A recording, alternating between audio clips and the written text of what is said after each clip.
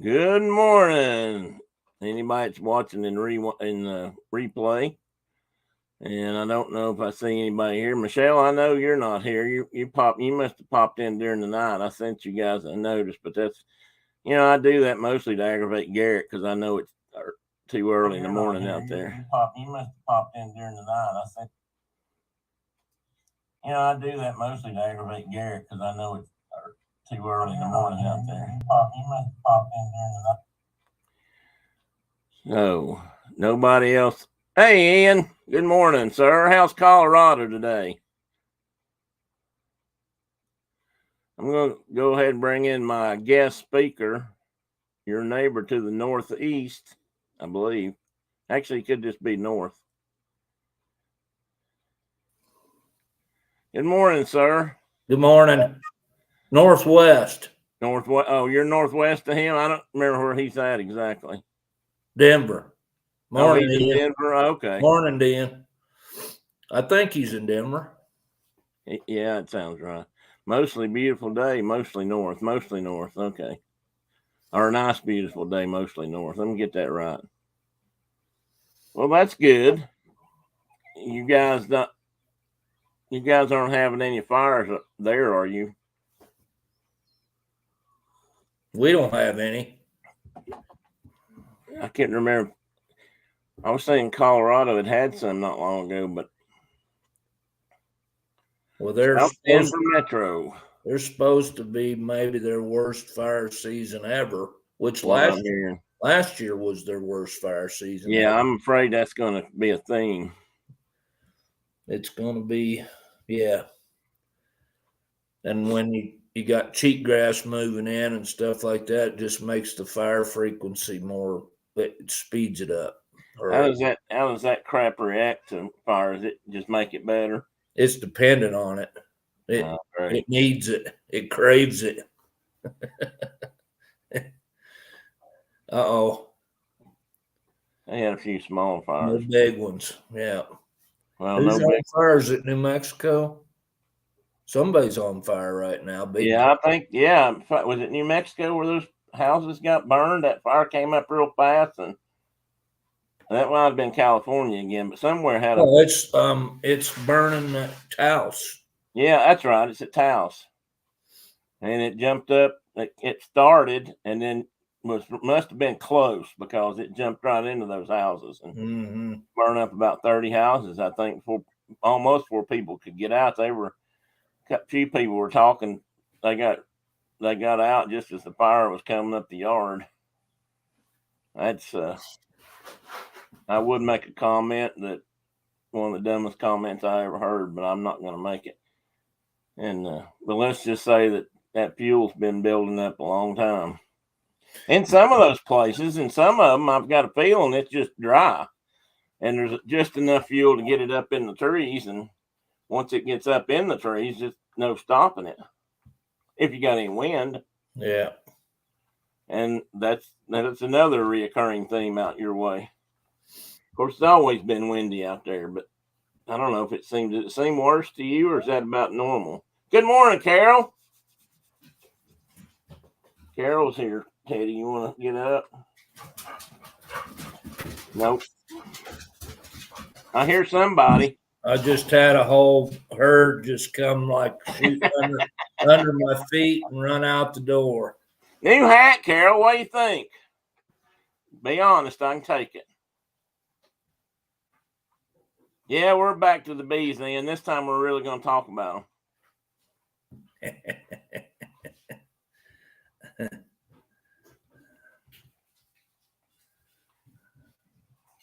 What do we know about bees? I don't know if we know they sting. Phil, I sent Phil a note, and let me see if I can read his answer. I told him he ought to join us this morning. We were going to talk about bees and such, and he sent me back. I said, bad times with bees and your riding jacket sleeves. Yeah, that's a bad thing. You're riding your motorcycle and one goes up your sleeve or gets down in your coat. I got stung right here one day coming home from work. But I don't know if I had my sunglasses on. I had my visor and my helmet pulled down, but not all the way. I rode behind the windshield, so most of the time I didn't have to worry about that. But when you see bees coming, they're just, they're kind of all over the place. And he got whipped right into my eye and stung me right below my eyeball. It was a honeybee, fortunately, so it wasn't too bad. Good morning, Tina. Good to see you this morning. Well, I've got good news for you if you stay in and watch long enough about bees. You're going to like this part. Well, you may not like all of it, but you'll like that part. Because I know you've been well enough to know that. I'm going to wait, hold on for just a few minutes. So just some casual chat till I see if a few more people show up or not. My wife's not even on here yet. Of course, she may have gone back upstairs and fallen asleep. That happens from time to time. I thought I was in trouble this morning. I use a trackball thing, and I just turned something off. Hopefully you can still hear me. Anyway, this kind of thing. Years ago, I started having wrist problems because of the way I was holding my mouse, I reckon. So I swapped over to this, but every once in a while I have to take the ball out and clean the little contacts inside because lint and cat hair will just make a little halo around the pickups or the contacts. So I take them out and I flip them off and blow it all out. And this morning, apparently, I did that, and I put my mouth back together, which is just popping the ball in and out. And it wouldn't work. I was sitting there trying to get it to work, and the mouse wouldn't even move. The cursor was just sort of sitting there. I thought, oh, no. I'm going to have to put a regular mouse on it. I do have a spare somewhere. There's your wife. And good morning. I'm not asleep. Oh, she was listening. That's not good. Anyway, it wasn't working. So I popped the ball back out, and I had knocked one of those little fuzzy rings down in there, and it was covering up the optic nerve, and it couldn't see. I guess it couldn't see the ball spinning around in there. So I blew it out and picked it out and fixed it, and it's working. So catastrophe avoided. Let me see what I've got open and don't have open here. Well, that was lovely. I need to move it over on this side. Oh, look, Teddy. Chipmunks. Look. What? He said, what? It's like a teenager.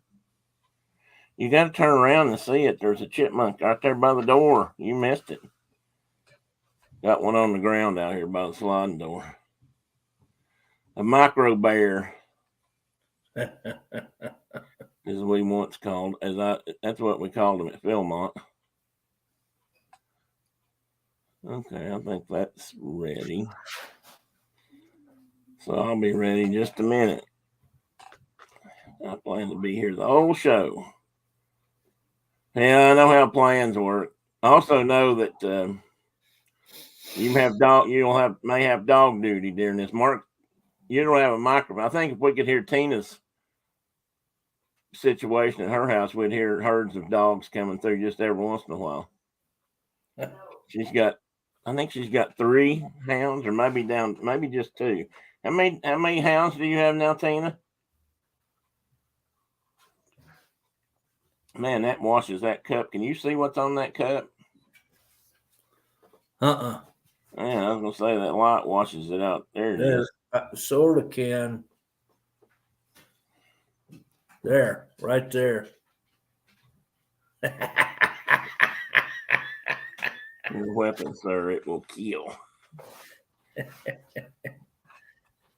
Well, he had to change that. They used kill to start with, and then they changed it to like kill.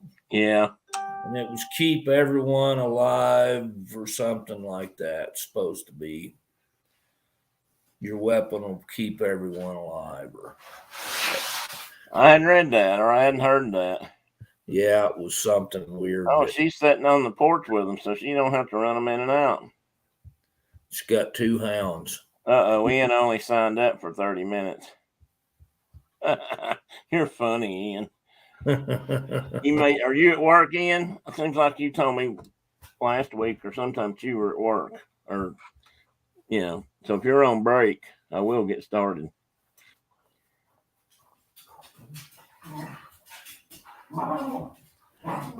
Okay, this is Tennessee Bears show. It doesn't necessarily we don't follow no rules. Yeah, I guess that's the way to put it. Rules, what rules? We don't need no stinking rules. We're free trappers, by God.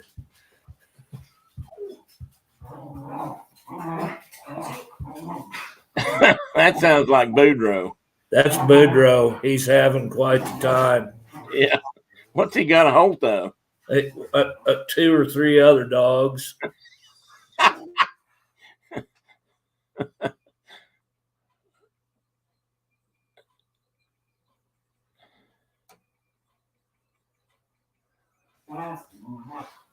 Sorry, I had to have a dog discussion. That's okay. Well, that's convenient, Ian. I appreciate that. Don't get in trouble over this, though. But I'm glad you're here. Well, we have enough quorum, I guess. So we're going to talk about bees. I put together some stuff here that will, I hope, be interesting. And as always, bear with me while I set this up, because you know how this works. And that is, I never know how this works. Slideshow.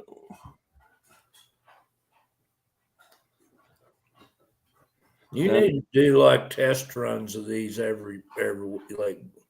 Oh, beforehand? No, I mean just because there's got to be a simple way of getting. Oh, it is. I just forget which button to click.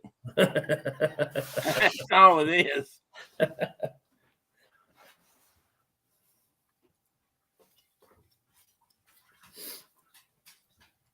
Well, I don't claim to be a true professional.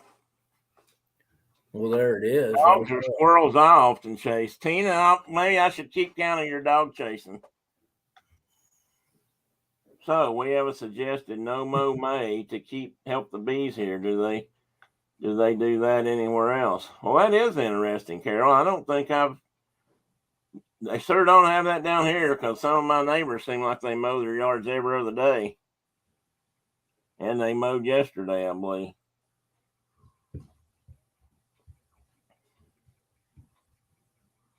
I like the no mow thing too.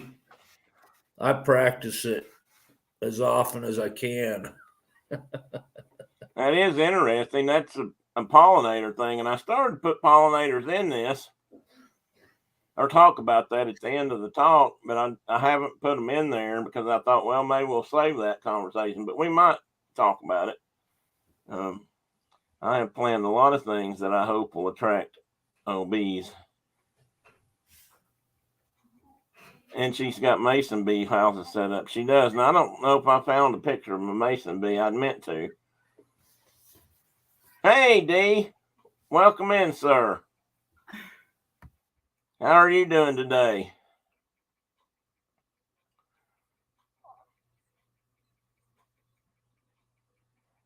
I think my co-host is chasing dogs right at the moment.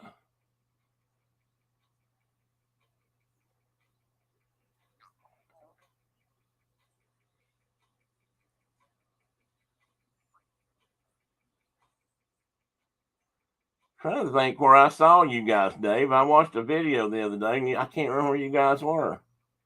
It seemed like it was someplace I had never heard of. Well, that's good.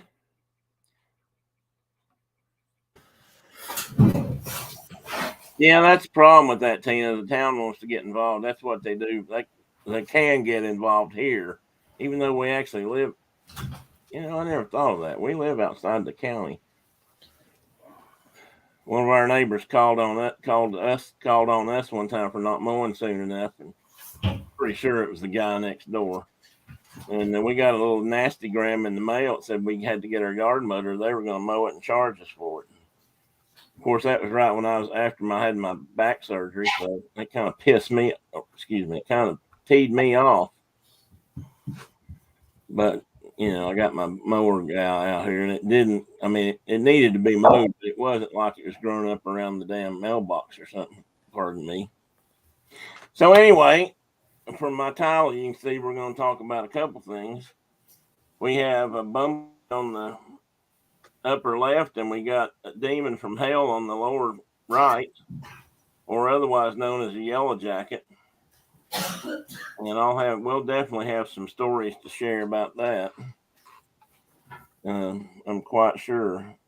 And this, I don't know. I honestly don't know if this is a German or an American yellow jacket, because I saw pictures of both that look so similar with markings.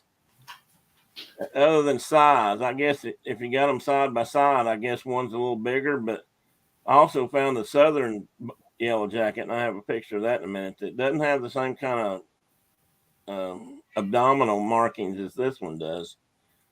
Looks like he's packing a Luger. That's what I'm thinking too. That's why I changed it, because I had found one that was marked as a North American yellow jacket, and then I got to looking at all the Germans, and I said, that ain't right. And so I'm pretty sure I've been stung by these guys. I'll guarantee you. And they've been over here a while. It's not like they just got here. Good morning, Mike. Oh, Canada. I can't remember the rest of it. There we go.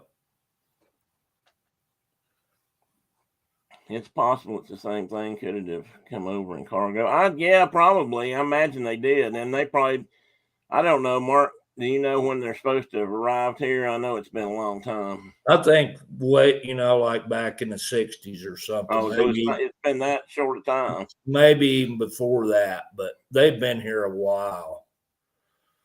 Yeah, it feels like they shot you. Yeah. Tina Loud, it sure feels like they shot you. I agree with that. Like they popped you at the Luger. Which my next slide, we'll talk about that a little bit.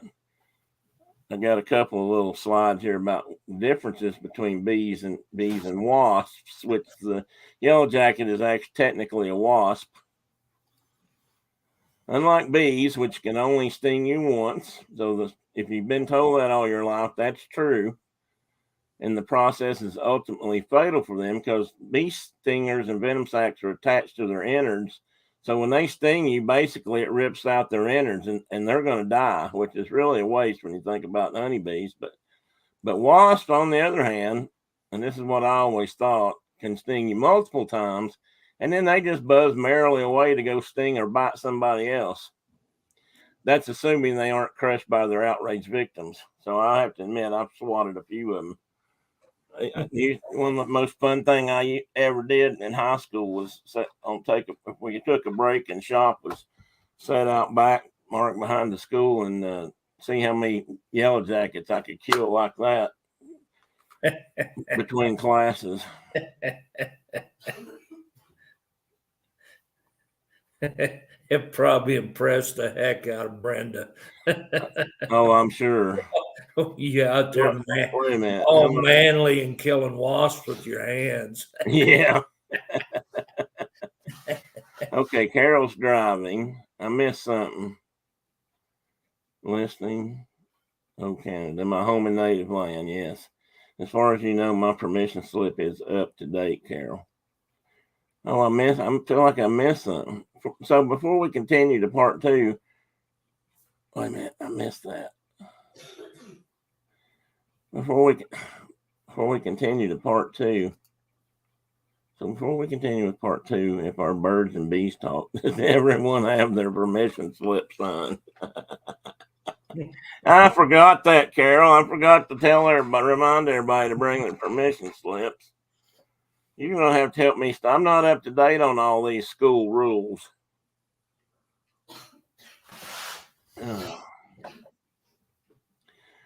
That's just, that's too much. I didn't think about that.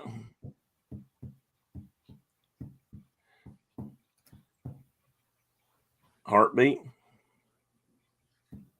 I was humming John Wayne's teeth. John Wayne's what? Teeth. It sounds like what was that? Was that in a movie? Yeah. It was in Smoke Signals. Oh. You never heard it? I haven't. I don't know if I've ever seen that movie. That's an official squirrel, Tina. That's one. There's one. We'll have to discuss that later. Okay, now I understand why Brenda said her parents said absolutely not. They wouldn't want her having any conversation about the birds and the bees, especially as long as she was hanging out with that motorcycle kid.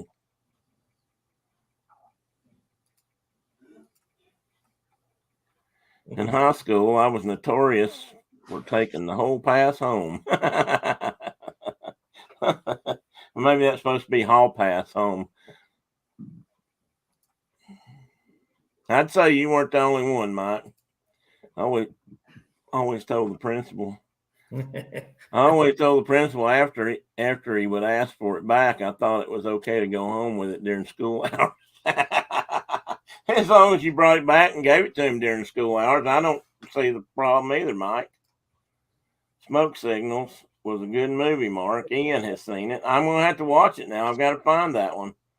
It's hilarious. I haven't seen all the old ones. I will admit that. And you held my hand. Uh-oh. And you held my hand after smashing bees.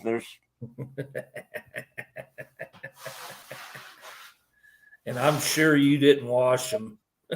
Oh, surely I did. Oh, no, I probably did after shop class because they were probably pretty nasty. Doggy macrame. Let's see what doggy. I love playing doggy macrame. What's this about a pass? Oh, birds and bees. Okay, she picked up on that. What's doggy macrame? Is that where the dogs get tangled up in your knitting and your yarn? Brenda plays kitty cat macrame like that too. The two kids, brother and sister, Teddy and Chloe, especially Chloe, she likes to, when Brenda's sewing, she wants to get right up involved, and she'll grab at the material and she'll sneak under the material, and Brenda will try to move it and there'll be something in it. She's a little demon like that.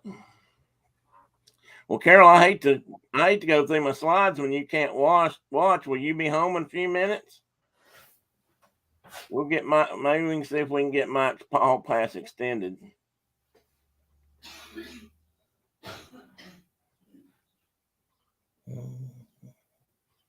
So I've got the run cords. Yes, that's a good. Got you there. They're good. That's another thing dogs are really good for. I never figured out how they can run those sled dog races like the Eskimo tie, where they've got them out in a fan or just loose line. Each one's got like a separate line, and you ever seen that? You know what I'm talking about, Mark? Yeah. I never figured out how they kept them from getting all tangled up. Well, it's just like got a central lead to the sled, and then all the other ones branch off of that at the same position, and they're all running kind of the same. So I guess they would same length away from the sled, and I don't see how they keep them untangled. I gotta fix my chair. Hang on a minute.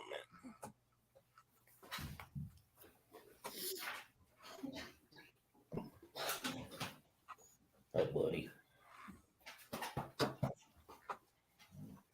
Oh man, I've got a hip that's bothering me. I was waiting to see if Carol could answer me. She may not be able to.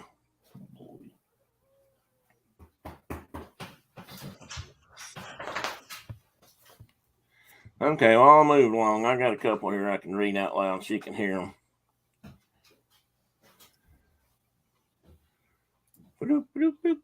Okay, is it a bee or is it a wasp? And here's just a couple little things, and not a great detail. And I have more on that later. There's about 3,600 native species in North America. And I believe that includes Canada, which actually has quite a few. Bumblebee is one of them that most of us know about. I kind of put a couple in here that we've heard of or know about. And they're usually underground nesters.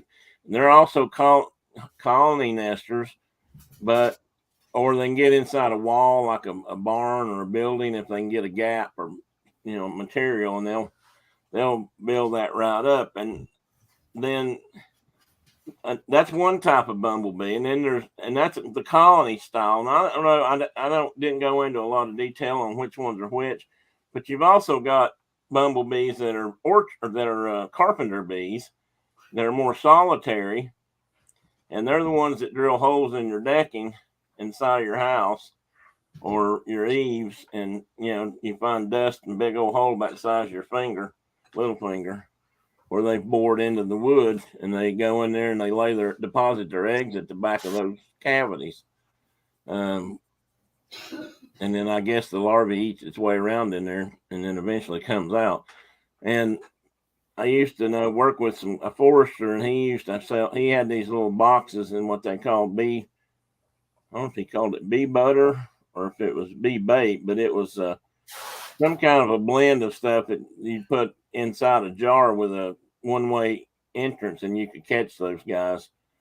And if you had a lot of them really eating up your house, you could eradicate a bunch of them, which is what we do, whether that's good or not, as far as, because they're also pollinators. So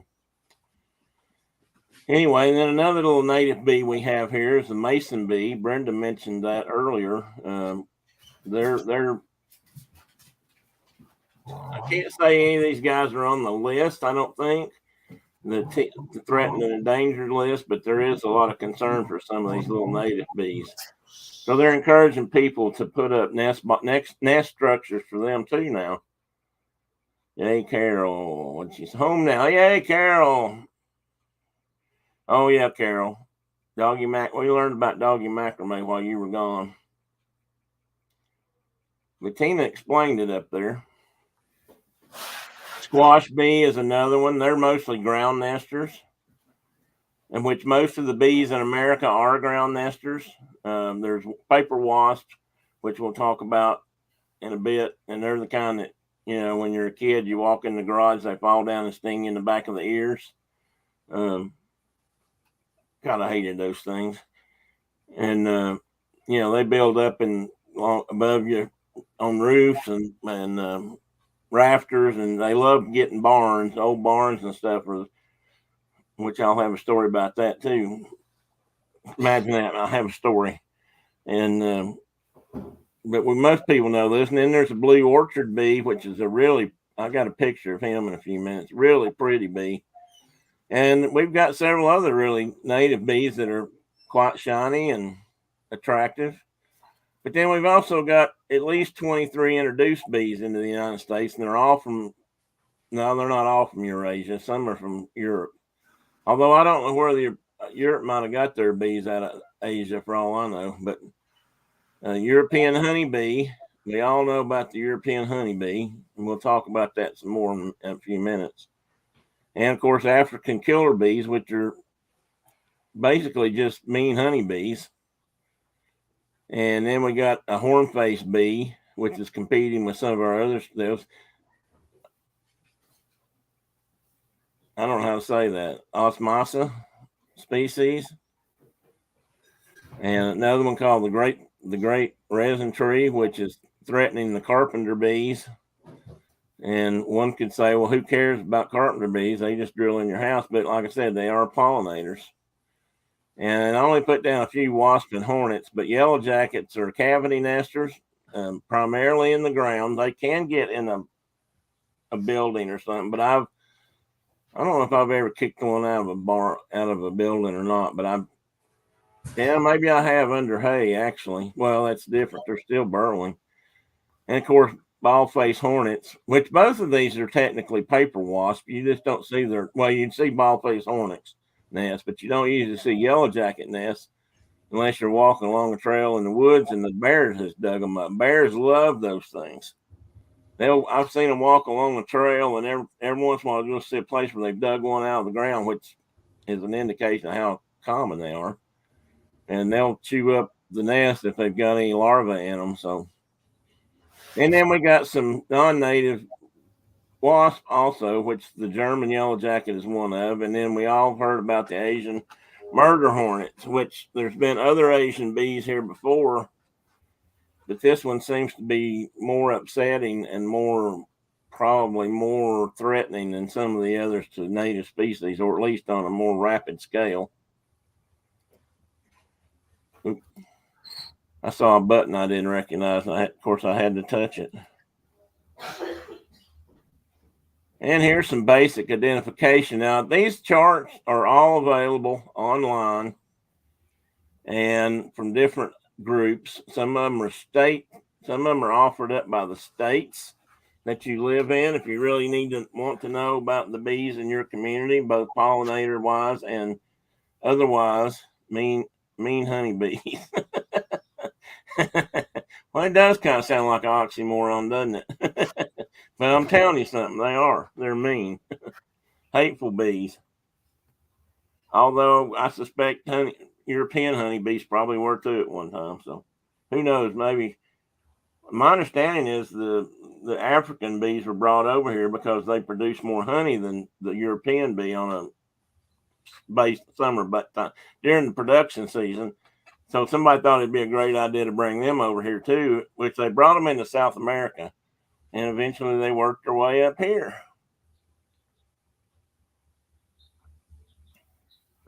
Which I guess if the world had stayed together in one great big continent, they would have been here eventually. But let's see what Tina had to say here. They have bee wranglers. Yes, I know some of those. I've met some of those people, Tina, and somebody in our group. I think it's, I believe it was Michelle and Garrett, had a swarm come to their house. I was going to talk about this in a little bit too, and we'll talk about that a little bit more. But that's how they do it. They make it seem very simple. I never have looked that up for a job though. Bee wrangler. Got a little bitty tiny lariat. I wonder if they do. I wonder if they have headers and healers. Yeah. Okay, you see, for a wasp, we've got a yellow jacket there, which we've got other wasps, obviously, and then that big hornet, which that's yellowback. So I'm not sure. There's a couple kinds of hornets that have been around here for a long time that are yellowish, but the murder hornet is also. So I'm not sure. They're bigger as far as I know.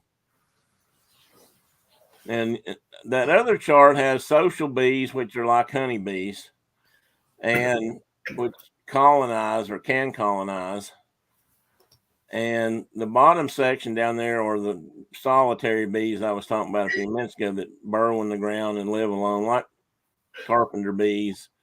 Never seen a violet carpenter bee. That'd be kind of cool. Or a valley carpenter bee. Oh, there's a green one too. Those are neat. But there's a couple of mason bees in there. And, so all bees don't live together. And then we got flies. I brought these on here because I've swatted a lot of these in my lifetime, but all of these aren't stingers or bees. Although that don't look right because that's a hornet. This picture's not right. I don't know if you can see my cursor, but on the left, that's a fly, and I think it's a fly. Maybe all these are. The middle two that's a honeybee and that's a bald-faced hornet. Yeah, I don't know why those two in there. And this one looks like a wasp. That's a wasp, and there's a moth right under it. Yeah, like a sphinx type moth. Oh yeah. But there's flies over there on that top one on the on the left side, there's a syrphid fly that looks like a little yellow jacket, but it ain't. It doesn't do nothing. Yeah. Several of those are Vespula bees, which are related to yellow jackets. So you can see how some flies mimic bees, and I guess that's a survival tactic or evolution type thing where they've evolved to look that way for protection, so something won't mess with them. But that gets probably a whole lot of them killed. That one in the middle over there is also a giant Asian wasp. Hornet, excuse me. All right, moving on. Like I say, you probably can't see these that well. Most of these you can find these online to look at, or if you need them for a classroom, Carol, they sell you can buy the charts and things. Maybe you need me to come into your classroom and we could do like a virtual class on critters sometime. Oh, you're teaching little bitty kids though. But they're never too young, it's never too early to learn. Hey, Kay Atwood, good morning. I didn't see you come in. Don't worry about being late. You're not late. You can always watch the replay of the first part if you're interested. And I put this chart on there because I really like this one. And I think you can get this off Amazon or some other places. But this is the basic backyard bee chart that you see fairly commonly depending on where you live in the country. And that's another thing I was going to talk about. If you do have bee issues, problems, or concerns, you can look online at your local state's DNR or Department of Natural Resources or Agriculture.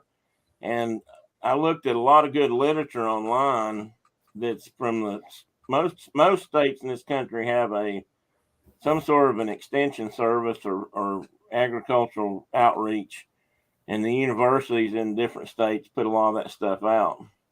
Yeah, there's a whole bunch of them, Carol, and that's not even all of them in this country, not to mention the ones we've had to learn to deal with from other places. And which that next chart shows the hand drawings of and colors, which are probably pretty always kind of Mark taught me this, but I think, but a lot of that's why Troy Peterson used to be and probably still is a favorite bird book for people because they were hand drawn, so the colors were probably more correct than photographic colors. Photography can change colors sometimes or affect it. See that little green one down there in the corner? That one's a shiny green sweat bee, they call it, and I've been bit by them. I found some of those in the ground by the wall at my house when I was growing up, and decided to grab one because it didn't look like anything dangerous. And it didn't hurt me, but it sure did bite me or sting me because that part burned, stung. Anyway, you can look, if you pull these up online, backyard birds of North America, backyard bees in North America, that chart will come up and you can look at it magnified better and get a clearer picture of what's on there. And I'm going to start out talking just a little bit. I've just got a couple of bumblebee pictures, and this is a good example of bumblebees as pollinators. If you can see that picture, that bumblebee on the right is covered in pollen.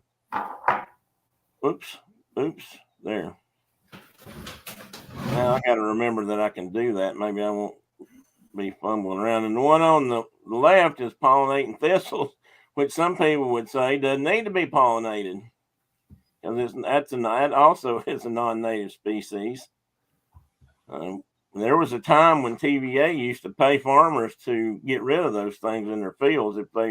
If the field belonged to TVA and they leased it or used it for crop production, farmed it, which we allowed on several places. One of the rules used to be that every spring by a certain time you had to cut or do something so that you cut back or started eliminating on that thistle. And I'm trying to think. I've heard it called a Scottish thistle. I've heard it called something else. I'm trying to think. It's probably a musk thistle. Maybe. And which is similar. I don't know. Are they related to tumbleweed? Because that's a Russian thistle, isn't it? No. Russian thistles aren't related to these plants at all. But that's they got little spikies on them, so they call them thistles. But okay. Yeah, they're not a true thistle like musk thistle or an elk thistle or something like that. Okay. Canada thistle. Those might be Canadian thistle or Canada thistles. Mike stripped a bunch of them down for us.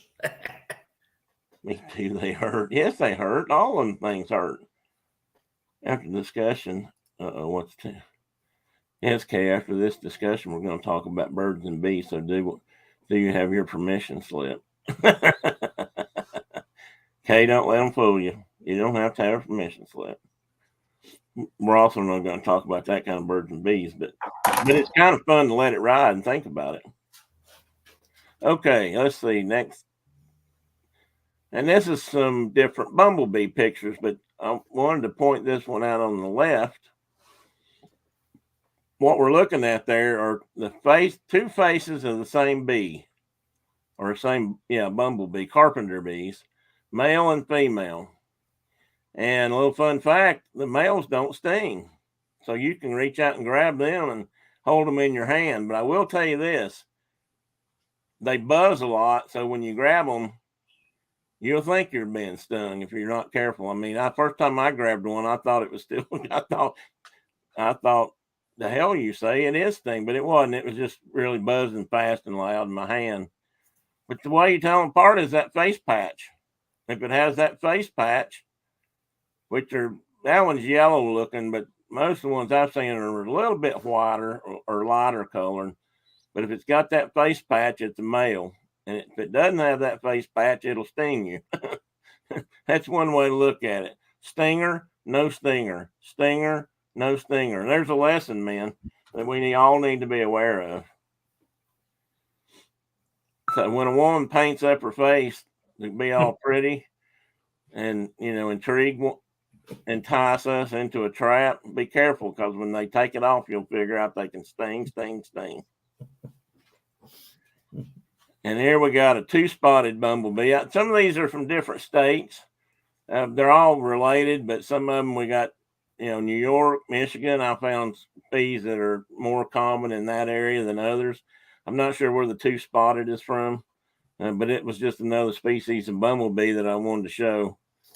And up at the top, if you don't know what a carpenter bee is or what they do, that's that piece of wood at the top, which looks kind of like a log or a stump. That doesn't look like, well, I guess it could be lumber. Very old lumber. I don't see any saw marks on it. But anyway, that's the kind of holes they put in your wood, and they're 3/8 of an inch or so around, maybe close to a half. Because some of those bees are pretty good size, and they just bore right on in there, deposit an egg, and crawl right back out and do another one. Well, you remember that, Dad's woodshed out there that we built from poles and that we cut up in the woods, and the borer bees are so bad on that thing that we were afraid they were actually going to start cutting through the beams on it.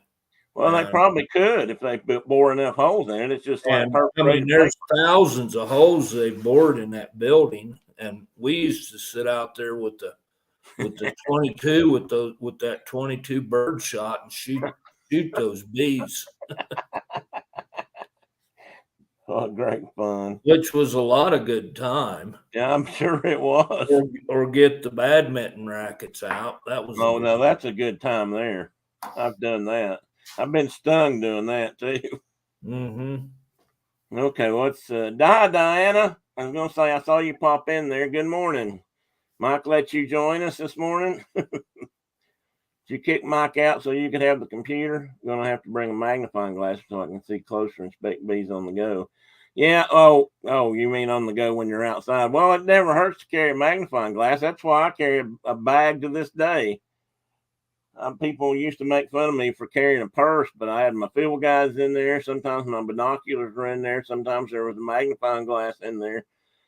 And then I got to put my wallet in there and my glasses once I had to wear glasses.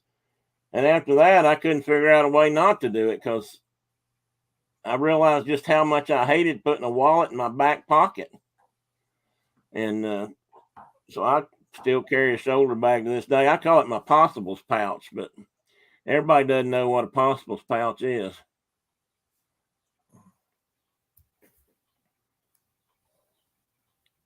Whoop, whoop, whoop. So anyway, that's just a little briefness on bumblebees. And here we get into some fun guys. Paper wasp. And we're going to start out with the king, I think. Bumblebee. What a lovely beast. Yes. These guys are plumb, they hurt. And you can see the size of the stinger they've got and the size of their abdominal pouch or area. And you can figure that must be just packed full of venom because I've never been stung by anything that hurt me worse than a hornet. And that's almost speculation on my part, but it's the only thing I saw at the time. I got hit right in the center of the chest with one day on a motor while I was riding my motorcycle. I probably told that story before, and it got all inflamed and hurt like hellfire until the next day, and it was gone. My mother thought she needed to take me to the emergency room, and we didn't. And eventually, I got it. You know, the pain ended, but God Almighty, that hurt. But they have fairly powerful venom, and again, once the pain goes away, the itching starts for most people, and it does for me. But they're one of my favorite things to stay the hell away from. And they make those beautiful giant nests. Yeah, which I've got a picture of here. Let me see. I think that's the next. Yeah. Right there. This is kind of how they start. So if you see one that looks like this, get rid of it right now. If you can keep knocking it down while it's that size, you won't get a whole house full of them. But this is what they normally build. And I don't know if you can see or not on this, but there's hornets all around the outside of that thing, and they're obviously, they're building on the nest, but I'll guarantee you they're watching because they're like Tina. They're always watching. Fungus? What fungus? You don't think you've ever seen? I'm Mike. I got behind. Didn't realize that they bite too. Yeah. Yes, they bite too. Let me back up a minute. This one, not. Yeah, look at those. Look at the mandibles right here. See those chompers? Fun guys. Oh, fun guys. Ha ha ha. We had the big bulb thing hanging off the tree in their backyard. Well, stay clear of it. Did anybody get stung? If you stay away from it, they usually won't bother you. But you get close, they'll let you know in a hurry. And if you do something to the nest, see that hole right there? They'll come out of that thing like they're shot out of a water hose. It's amazing how fast they can come out of there, and how many. I was trapping. We were misnetting bats down in Alabama one time, and of course, you do all that at night, and you put the nest up in the day. So I don't know how we missed this originally, but in this particular case, we had to go up the lake a little ways. It was a very small riverine type lake that narrowed down to smaller channels, and we got back in there, and then we had to go on a creek, basically a creek up into off the side of the lake and back up into some real shallow water, which was had a lot of erosion in it, silt. So we were having to, half the time, it was sort of like the canoe dragon story, but with bigger boats. So usually two of us were pulling the boat while the other guy powered it through the sand. It was real fine silt, but it was hard to get through. And so that night we're coming out, we would catch bats till like 3 a.m. We had a protocol and a certain number of hours that made the data consistent across the board. And We're coming back out, and there's one guy in the front of the car, their boat, and he's looking. He's got a flashlight or a spotlight, and he's shining the creek so we can try and stay in line. And one of us was sitting more to the back of the boat with a headlamp on, and one of us looked up, and right in front of the boat was a basketball-sized hornet's nest hanging right over the water, and it couldn't have been more than, it's probably further than it looked, but I thought it was just a foot or two above our heads. And we actually got by there probably because it was dark when we hit that spot that time. I don't think we got through there when it was daylight. I think they would have stung us, but they were busy nonetheless. There were bees flying around the entrance, even though it was dark. And that's just not something you want to see in the middle of the night when you look up and it's right over your head.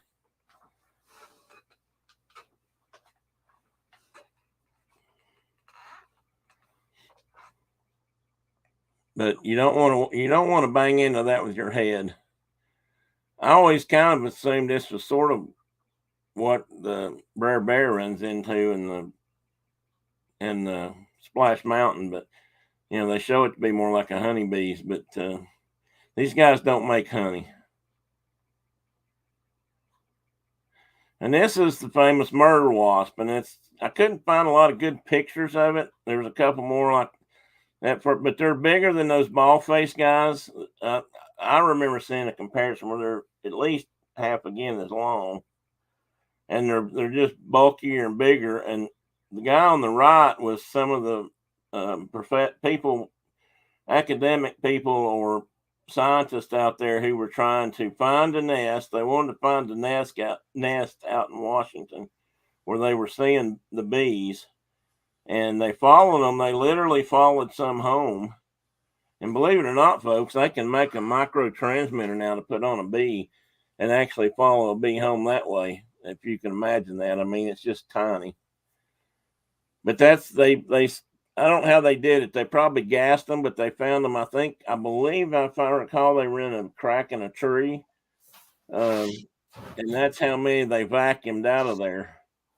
And I believe pretty sure that's how they did it. They used a vacuum. They might have sprayed them too, but it's a good point, Ian. I think you're absolutely correct. Yeah, bee-sized transmitter, Ian. That's how far that kind of technology's come. A friend of mine actually did research on wood ducks when he was in college, and this was in the early 70s. And he, at least in our part of the country, he put some of the first mobile transmitters on wood ducks.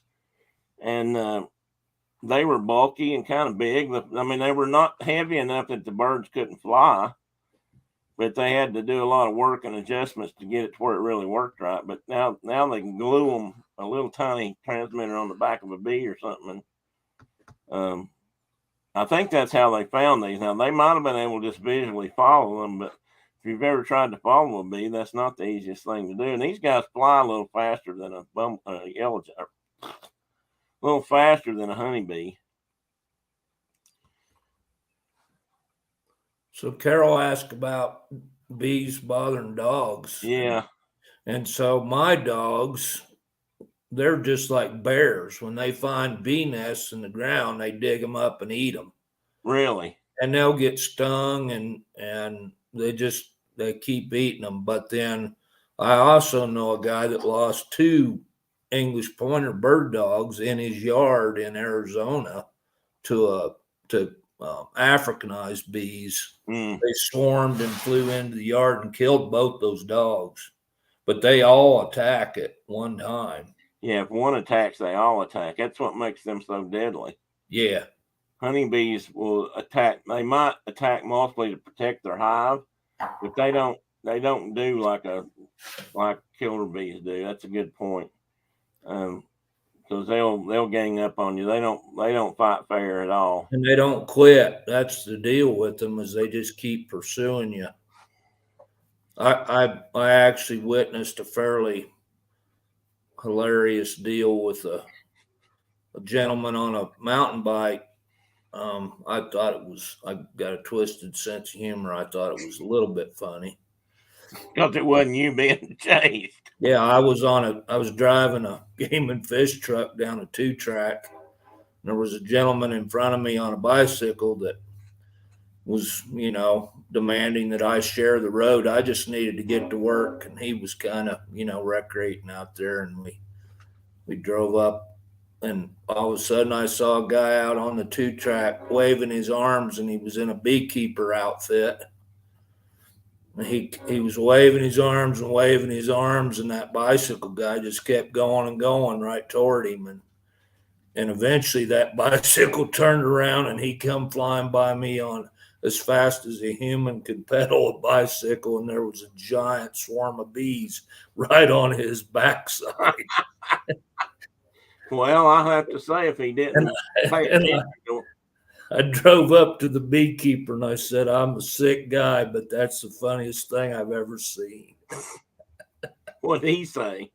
He was laughing too. So, well, he tried to warn him. He did.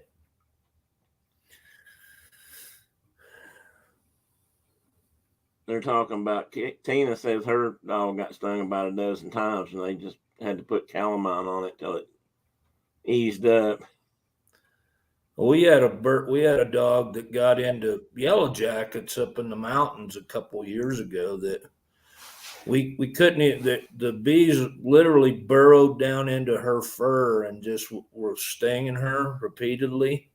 And apparently she was allergic, and we ended up giving that dog an EpiPen and saved it. But she was to the point where she couldn't breathe.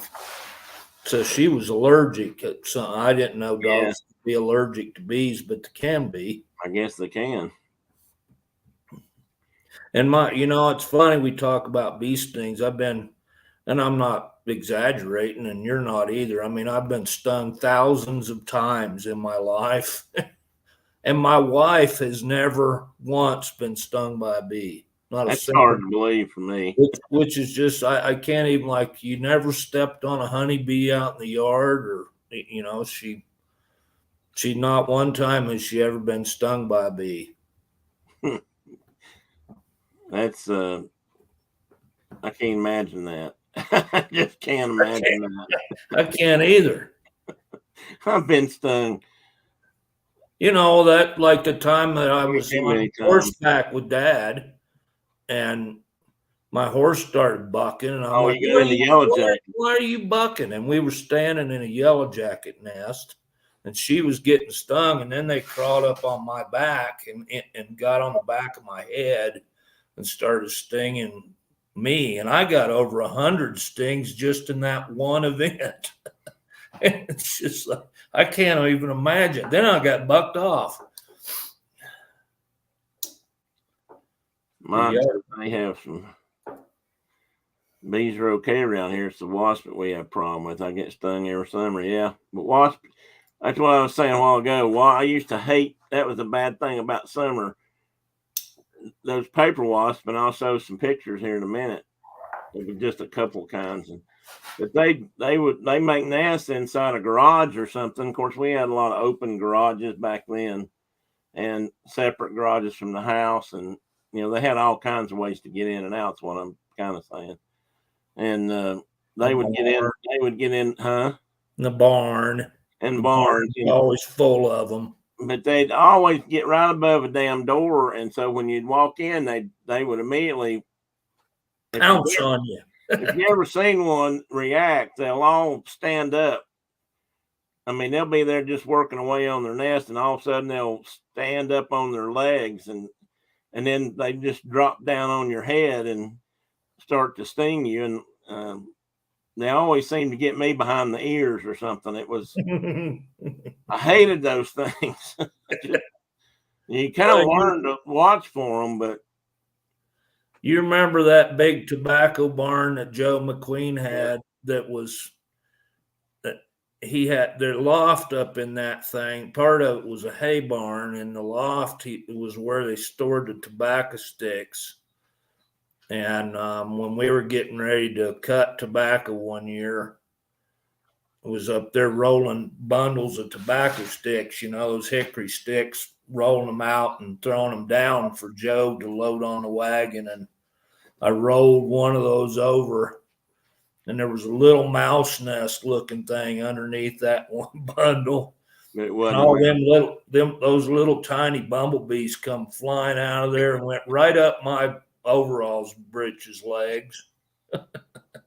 And I jumped out the haymow out onto the ground. They were stinging me so bad. Oh, me. Yeah, there ain't much more fun than having bees go up your pant legs. I'll tell you that, people. If you hadn't had that happen, you ain't lived. You just ain't lived. You talk about I've seen people shed clothes in a big hurry when that happens. Used to get the yellow jackets when we were out hunting ginseng in the mountains that always went up your britches leg. Mike says he wears a lot of safety gear with reflection stripes on it for work, and the wasps get agitated by it and they sting. I've never heard that. I did not know that. That's good info there, Mike. Thanks.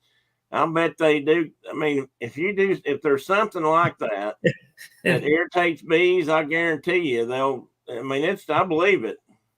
What were you going to say? I'm just laughing at Ian. He's on today. He ain't lived and he's okay with that. Yeah. Kay said the same thing. If that's living, I'm okay without having lived. Yeah. It's not really something I'd recommend. I mean, it's just no. It's not a whole lot of fun. And the thing about bee stings too to be aware of, if you've never been stung, I would suspect the older you get, the more careful you should be, because you may have built up an allergy to the sting, or your body may not react well to it. And I forgot what I was going to say about that.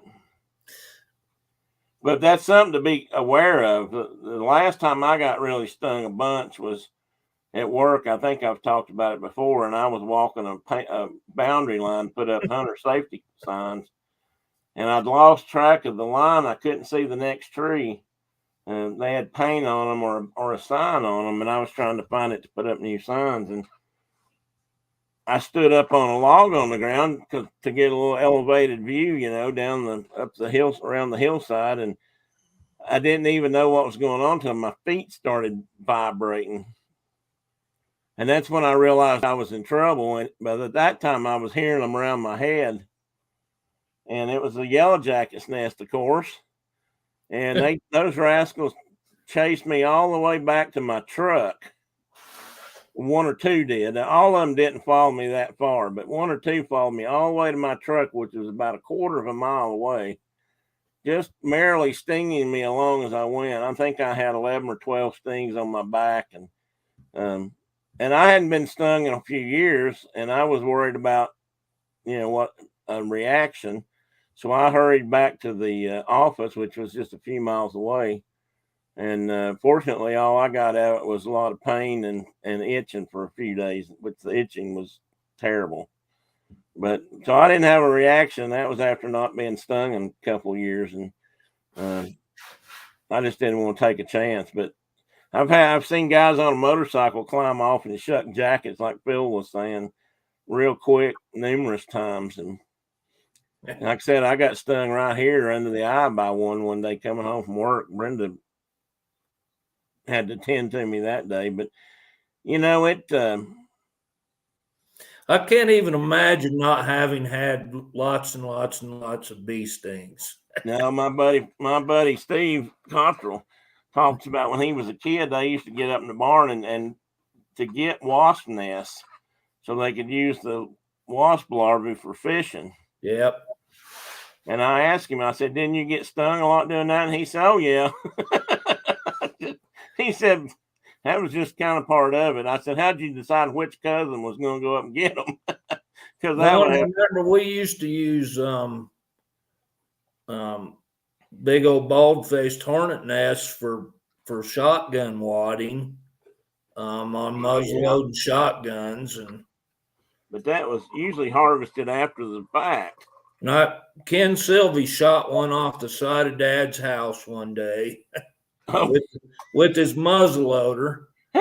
He put a charge, is like a 45 caliber, and he put a charge in and just a paper patch. Yeah, no ball. No ball, and shot the wasp net or the hornet nest out from under the eaves, and Dad's got that aluminum siding, and that patch went right through that aluminum siding like it wasn't even there. Wow. So don't do that. Yeah, Ian, I'd be if I got out and got into something, I think I'd be careful about that. Take some Benadryl along with you if you even think you might be, because sometimes Benadryl can get you home. Some people just can't get by without an EpiPen, and it's good, but I guess you can be tested for that and get one. I don't know if they'll just issue you one or not. We used to carry liquid Benadryl in our work trucks for that very reason, because it would act faster. But if you were out there working and needed if you really got bad, somebody needed to drive you. I had another friend of mine, hadn't been stung in a while. He was older than me, but he got stung one day at the back of his house, or working in his house, by a wasp, or I'm not sure what it was. And I don't know if he knew or not. But he got stung and of course didn't like it, was mad, and then he realized that something was wrong. And I guess he was swelling up, and he started having trouble with his heart, started racing. I don't remember exactly how he described it, but he got his wife to drive him to the closest medical facility. And he said by the time they got there, his vision had just shrunk down to like a tunnel. He said he believed if he had not gotten there much quicker, he would have been dead. So it can happen, and he had never had a reaction to bee stings in his life. That's probably why I reacted to the yellow jacket sting, and I just thought, oh God, well, I get like George. So, but fortunately I didn't, and I just had to deal with the discomfort. Well, mine seem to get, like, when I get stung, it seems like it's more uncomfortable, or it persists longer, or reacts more if I'm active. If I'm a long way from the truck and I got a long walk back or something, and a lot of physical. I bet there's a scientific biological. It's probably coursing it through your body more. Yeah. Than I don't know, but it just seems like if it just happens here in the yard, it's not that big a deal, and if it happens out where I got a long walk or something, that's a good point. I don't know. That might all be in my head. Okay, I've seen that happen several times. Exact same thing. Mowing, sometimes just mowing your yard can get you stung up and down both legs and wherever else. Because yellow jackets they're ground nesters, and who knows why they decide to nest in any particular spot of ground. Well, probably because they can dig there, but I've seen many times where there's just a hole in the ground, doesn't look like anything. And if you stand there long enough, you'll see yellow jackets coming and going. And when you run over those with a lawnmower, they get really PO'd. And what you don't shoot out through the lawnmower exhaust, or the blow where it blows the grass, and maybe that just makes them mad and they get to you faster, but they will be all over you before you know it. And I've seen many a guy mowing grass, including myself, hightail it out of the yard because they've got yellow jackets all over them from their ankle. And they usually will start at your ankles and work their way up. Kay says there is a festival. Oh, wait a minute. I got to read this. There's a festival in Asheville at the Highland Brew Company. I know the Highland Brew Company. That's actually, they make one of my favorite ales. And bees are everywhere. They will crawl on you if you don't swat. Okay. Might as well go there since we're already there. Are we talking defense? Well, we're talking bees at picnics and events and going down in your pop and yes, we used to have to be really careful to look down in your cup or your can or your bottle of whatever beverage you were drinking, unless it was water, anything that had sugar in it or sweet, and maybe even water, because they would crawl down in there. And I've seen people take a big drink and get stung in the mouth. I've seen them fly out just before they started to drink and get stung. I've seen them fly off and not. So that's probably where I learned how to swat yellow jackets, because they're the ones usually doing it. They're you can bring on all the ants you want to. I'd rather deal with them than yellow jackets at a picnic. And but they will get on your food, and they will get in your drinks. They will get on your watermelon. You gotta really watch not biting into one of them, because I promise you, if it gets in your mouth, it will bite you. Well, now we have a lot of problems with yellow jackets, especially out here where we're we're gathering some of our sustenance from the mountain every year, and you'll hang a deer carcass or something up, and the yellow jackets, they call them meat bees out here, and they just come in, and you got them all around camp. You know, if you got a deer hanging outside of camp or an elk hanging outside of camp, you got bees everywhere all of a sudden. And unless it's cold. Yeah. But it's September, like archery season. My golly, they get bad. Yeah, if it don't get cold, and I've been into them in like October here, and it's starting to get cold of a morning, and they're really starting to slow down and die off or whatever. But they're mean. It seems like they're mean as hell when that starts happening. And we were hiking in the mountains one time with a whole bunch of Boy Scouts. I mean, we were hiking up the beauty spot, in fact, from Limestone Creek Park down there along the road, and near Irwin or near Unicoi, and no, actually closer to Irwin. Anyway, everybody walked by this section was getting stung. We finally figured out that they were right there in that bank. And in fact, they might have been torn open by a bear. I'm not sure if that one was open or not, but they were just nailing just about everybody that went by. And when they stung you, they stung me twice. And, I don't remember that bothering me near as much back then either, but they stung me twice. And when they tried to pull out, they couldn't release it like a honeybee. It pulled their innards out with it. And so I assumed that was because they were dying. And that's weird. On a yellow jacket? Yeah, on a yellow jacket. That's weird. Co-worker had a wasp in her pop can, and she took a drink and it stung her in the mouth. That's exactly right, Mike. And that's not what you want to have happen. That's something I learned that I didn't know, and I don't know if you'd seen it either at that time, but we saw yellow jackets eating those legless lizards in Catoosa that time, and I didn't realize that they are carnivorous. Yeah. And and which brings me to another point. There's probably a certain amount of role they play in nature where they do help clean up carrion and stuff. I mean, there's usually a job out there for everything. So, like condors, we're out there to help clean up bison carcasses. Smaller things finish up the work, and bees apparently are one of those things, or certain bees anyway, or wasps, I should say. I usually see the yellow jackets on the meat when it's still fairly fresh. Still fresh. So they may not get it. And then as that carcass starts changing, then flies take over, and maggots. Well, yeah, but which are just baby flies. Yeah, I know. But I had to say maggots because everybody's going to go. Because everybody's cringing. Yeah. If that's on my I don't want to happen list, probably at the top.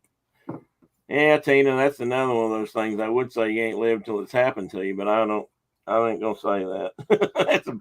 That's probably worse than the other one. Wait, the what? Oh, they're carnivorous. Yes, they are. Well, they're more. I guess they're more omnivorous. They'll eat about anything, but they certainly eat meat. I think they eat more meat than anything. They probably do. Yellow jackets and hornets, they're eating other insects. They're eating whatever dead critter they find. And that's why I always assumed that when they stung you, they could get you more than once because they also bite. They bite they always bury that head into you and start chewing on you and then stinging you at the same time. Repeatedly, so over and over and over. Move up here. I think we're talking yellow jackets here, and I've got pictures. There was one right there, wasn't there? Well, I'm getting there. This is actually one too. This is actually listed as a southern yellow jacket right here. And of course, that's a close-up picture of it. Yeah. And this is a nest that was dug up from somewhere, or maybe built. That almost looks like it could have been in the eave of a house, which is kind of odd for yellow jackets, but pretty sure that's supposed to be a yellow jacket's nest. I don't know if I can pull up.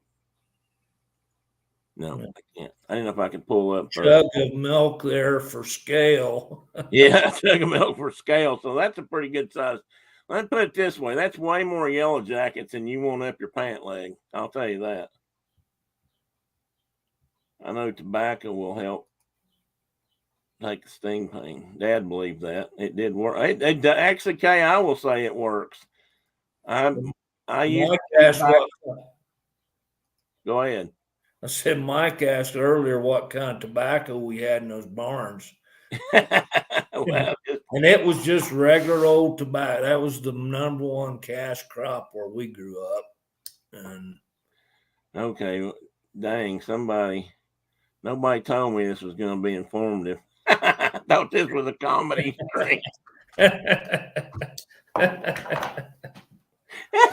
Thanks, Ian. That's actually a nice thing to say. And that's Ian's job. I think that's Ian's role in this show. Oh, it's like what Epcot used to be, edutainment. That's right, Tina. That's exactly right. We're here to educate and entertain. And if we get a good laugh in, that's just all part of it. Counting on you for the Carol said we're counting on you for the entertainment or the comedy, Ian. Or those Saturday morning TV shows. Well, it is. I want it to be a little bit. That's part of why I started this thing, was to be somewhat informative. I mean, it's great to get on YouTube and have fun and do all kinds of things, but I kind of wanted to do something with a little bit of that would warp people's minds. Yeah, exactly. Let's see here. Now, here we got a couple of bees, and I think both of these are Germans, but pretty sure the one on the right is a German. But you can see why there's a problem telling them apart. I mean, they look so much alike. And that's why it's just, that's why I put a question mark up there. They're, they say they're from Germany, but I say they're from hell. They're demons. They're just the honorest things in the world. Which small-faced hornets are right there with them, but I run into these guys a lot more before I see them. Hornets I've stayed away from most of my life. If you're lucky, you see them first, but they're also, there's an old folk saying back here, I don't know about up Michigan way or where you live or Canada or Colorado, but the old folks used to say the closer to the ground the hornets build their nest, that big nest, then the worse the winter's going to be. And I've seen them built in a hayfield, like in the corner where the hay's still standing. I've seen them building that down on the ground. So who knows? Maybe there's something to that. And every now and again, you'll find yellow jacket nests like that. Do what? Every now and again, you'll find a yellow jacket nest that's above ground, that's tied to like a blackberry briar or something. You see what Ian's saying? He's once a class clown, always a clown. Well, a good thing about that, Ian, is we don't send you into detention or have to stay after school. It's just totally applauded. Yeah. And encouraged. We laugh with you. Different, but I don't really care. I'll run if either's chasing me and won't stop to ask which they are. Well, you got a good point there, Tina. Never heard of which saying before. What did I say? Which one? I like to keep note of these things if I'm sending culture out somewhere. Culture. Mountain culture. I don't call it Southern culture. I call it mountain culture. Here in Michigan, we just say the winter's going to be bad. Oh, is that what you never heard before? But at least they'll have it worse in Canada. That's how you make it through the winter, Carol. You guys just you bemoan your fate, but you feel better because you know it's going to be worse north of you. Now that right there is funny. Hopefully Diana and Mike won't be offended by that. Oh, okay. Yeah, that's what they always said here. It's kind of like woolly worms, you know, the darker the woolly worms, the worse the winter. If you get an all black woolly worm, then it's going to be a bad winter. They used to tell us.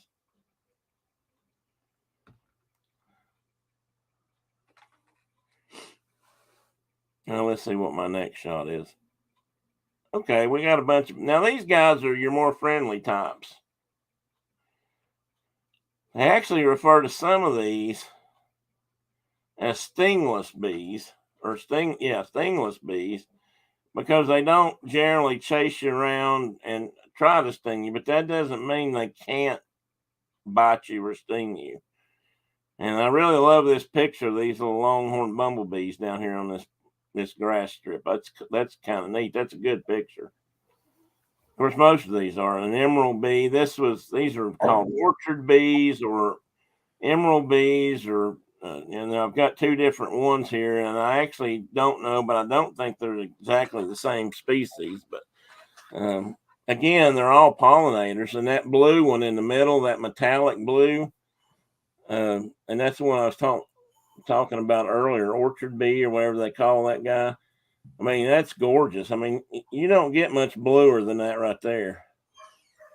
Well, and there's a cicada killer. Yeah. And did you tell me you had been stung by a cicada killer? Yeah. But you got to kind of, hey, Rhonda, welcome in. Good morning. I just want to say, though, a year or two ago, they were on the news talking about how the woolly bears were poisoned and don't touch them while they're talking about the colors in winter. Well, if they are, I don't know anything about it. They've never bothered me, and believe me, I've handled them all my life. Now, there's some out there, there's some somewhat similar things out there called pack saddles that we call them that are nasty. You don't want to get a hold of them. My God. I don't know. And talk about a beautiful critter. I mean, they are. Really cool looking caterpillar, but the spines on both ends of that devil will light you up. Yes, they will. If you've ever walked through a garden, we get bitten by a lot of stuff. Yeah. That's life in the country. Where we growed up, and a lot of stuff. We usually get pack saddles if we were walking through the corn patch or something, and they'd be on the tobacco. Yeah. When you're cutting, that's when I'd usually get them, when we were cutting tobacco or suckering tobacco or doing whatever. But you can see cicada killers are a pretty good sized wasp, and they're about 2 inches long. Yeah, so that's a full grown cicada or a jar fly, the same kind of critter that's right there on the ground. And you can see that they're big, and you can see that cicada killer laying right on top of it. And what they're doing is they're stinging that bee and kind of putting it into a state of hibernation almost, or zombie. I've got something in here that says zombie bees. that you're going to like, Tina, because it's all about spiders. And those things, they lay their eggs inside that cicada. And the cicada basically can't move, and when the larvae hatch out, then they just eat their way out. That's the nourishment for the larvae to start growing on. Ain't nature grand? It's just... nature works that way. Nature's not always kind in a humanoid kind of way. Walt would never have loved doing stories on these critters. Well, I saw him chase us. Didn't I? I think I saw a bobcat kill a mouse or something one time in the desert, but I'm not sure about that. But anyway, there they are. And here's some more paper wasps. And this nest on the right is the kind that I used to hate to spine, because, again, those guys will be all over you. Those striped ones like that. Seeing there's all kinds of them, but we used to either call them reds or blacks or stripeds, and they'd be up in the eave of the barn. And that I used to be the climber when I was younger. So I'd get sent to the top of the barn in the tobacco hanging process, which meant my head was up by the rafters and the peak of the roof. And I've never been in a barn yet, a tobacco barn, where there wasn't a bunch of these nests scattered around the roof, on the rafters and along the eaves. And down out of there you'd come, boogity, boogity, boogity. Yeah, you'd be surprised how quick you can drop down out of that. It's like 7 rows of tier poles. You can come down out of there in seconds. In case you guys haven't hung tobacco, I mean, we're saying this like everybody in here has probably done that before. Well, everybody should have hung tobacco. But where we grew up, you cut tobacco in the field, and what we call spirit. They'd take the whole stalk with leaves on it, and you pull it down over this real sharp pointy thing down onto a stick, and then you load those. Hey, John, that's quite all right. You're welcome to listen. And we pull those down, and you fill that stick up with 8 or 10 or 12 tobacco plants, cut tobacco plants, and then you'd load those. You'd stack 2 of them together. I mean, it's a process. You walk down through the field, and the guy that's spearing would be behind the guy that's cutting. And you'd hand him a tobacco plant, he'd spear it, and when he got a stick full, he'd let it lean on his back while he filled up another stick, and then he'd lean them together, kind of like a 2 or 3, or maybe 2 or 3 of them to make like a teepee, and then you'd drive along later in the wagon and load them up, take them to the barn. Well, the barns were tiered, and you had poles or beams of some sort going from the ground level, well, about 8 or 10 feet off the ground. And every, I don't know, what, 6 or 7 feet, there'd be every 6 feet, there'd be enough room for the tobacco to hang, and that would go all the way up to the top of the barn if there was room. They'd go as high as they could to hang their tobacco. And so there had to be a guy at the top and somebody on every tier pole, and you pass it up the string. Some guy on the trailer hands it to the guy, and then he hands it up and up and up, and you just go down the route until you fill up each row as you go. So I got to go up in the top, and that's where those guys like to be. Those guys like to hang out in the top of the barns or along the rafters, and they can be bigger than a dinner plate. I've seen those things, this big around, and just covered with those striped bees. And let me tell you something. You kind of want to hunker down and be real careful when you're up there. Because if you don't, you're coming down the tier poles, whether anybody's below you or not. Ian says, lived in California, Washington, Idaho, and Colorado. Never worked with tobacco. Well, you're probably lucky, John, or Ian. Yep. And what's Rhonda saying? I saw a tobacco farm system in high school. To North Carolina, yams too. Yams stink. North Carolina. Some of North Carolina does it different. Others, and this wasn't a tobacco talk, but other states strip the leaves off of it in the field. They don't take the stake. They don't spear the whole pole. They somehow hang the leaves individually. They cut them off and string them up, and then they take just the leaves to the barn to cure. I don't know. It seems to me like that's more work, but eventually you got to pull them off the stalk anyway. But and some places use smoke to cure their tobacco. Some places don't. My folks, my people never used smoke. We just had barns. And it would cure out till winter time, and sometime about January, it's in what we used to call encase, which meant the leaves were at a point where they were still a little bit supple, but dried out enough that you could tie them, and you'd get a bunch of them in your hand. That was called a hand of tobacco, and you'd take one of the lesser good leaves and you'd wrap it around the top of it, and then put them on a basket that was made just for that purpose, and you take it down to the tobacco warehouse and see how much you were going to get for it. And that's all about hanging tobacco. But the whole moral of that story was keep your hands out of the wasp nest. And be a quick climber if you're on the top tier. Yeah, especially a getter downer. Getter downer. And then we got what we call in this country mud, or at least back here, we call these guys mud daubers. And this is where I thought you might really like this conversation, Tina, because look here at this one picture in the middle top to the right of where I say mud daubers.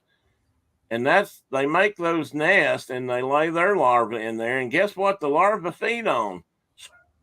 They feed on everything they can catch, which a lot of is spiders.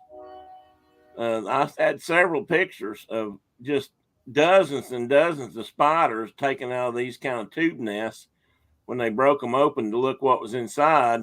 And mud daubers create zombie spiders or whatever else it looks like a zombie cricket right there of some sort, or a grasshopper. And they put them back in, they lay an egg and put those things in there and seal them up so they can't get out. And when the larvae hatches out, it just eats its way through the critters until it's time to dig its way out of the dauber's nest.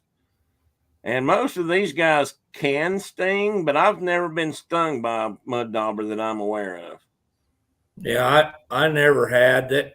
That was my Jack and Joe McQueen. That's what they called me growing up. Mud dauber, because I was always in the creek. Well, that fits. I was always down there doing something in the creek, so they called me mud dauber. And these guys are interesting. They're a little bit like swallows. Barn swallows are the like that build nests and things out of mud, or use mud at least. And that picture on the left, if you can see it, if you can blow it up big enough on your computer screen, that one's making a mud ball that it's going to carry back to the nest. And the A picture, which is right here, if you can see my cursor, he's got a big wad of mud that he's going to carry back. And then on the right, which is the B picture, you can see him laying it down, making the cocoon area or whatever they call them. I can't remember what they actually name them. But some people call them tunnels. Some people call them trails. But this is what it looks like inside. There's all the zombie critters. And these bugs are still alive. They're not dead. They're not feeding them dead stuff. They're actually still alive. At least most of them live until the larvae hatch. And then they get ate and become dead. So they're food for the babies. They go out and pick up their formula all around the house.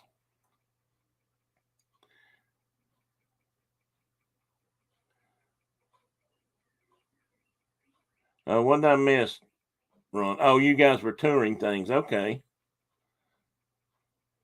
What class were you in high school? NJHA. National Junior. What does that stand for, Rhonda? See, I would have thought agriculture or 4-H when you said that, but that's not the right letters.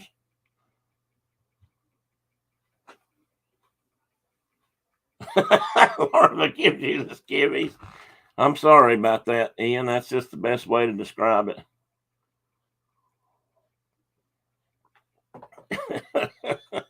Sorry. Ian's saying that larva so much is starting to give him the skivvies. We might skivvies. We might have to watch that. Last year was the first year I have seen mud dauber nests on my school. Really? Now you know. Well, good, Carol. Two people said they learned something today. That's excellent. I'll mark that down. This is a good day. It had to be bugs. Had to be bugs. And I wonder, Carol, if that's you've been up there all your life, right? And if this is the first time you've ever seen them, I just wonder if that's another climate change thing. I wonder if they're moving further north because of the weather. It's warmer now. Tina apparently did too, and she's in New York, so more upstate. Finger Lakes there. Hey, Pookie, I'm not going to pick you up, buddy. And I'm not going to bed yet. I think he wants me to go to bed. It's time, he thinks. No. I'll pick you up. But you're probably not going to stay. Because that's not what you want, is it? Another of his aging symptoms is he started getting under the covers and snuggling up against me at night. And he just bit me. Fortunately, he didn't bite me hard enough to break the skin. Okay, anyway, that's mud daubers. Now we're going to talk about honeybees. Hi, Chloe. Whoops. Here, you want to say hi to the folks on the interwebs? You too. Pardon me while I wrangle cats a minute. Come here. Nope, he's going to leave.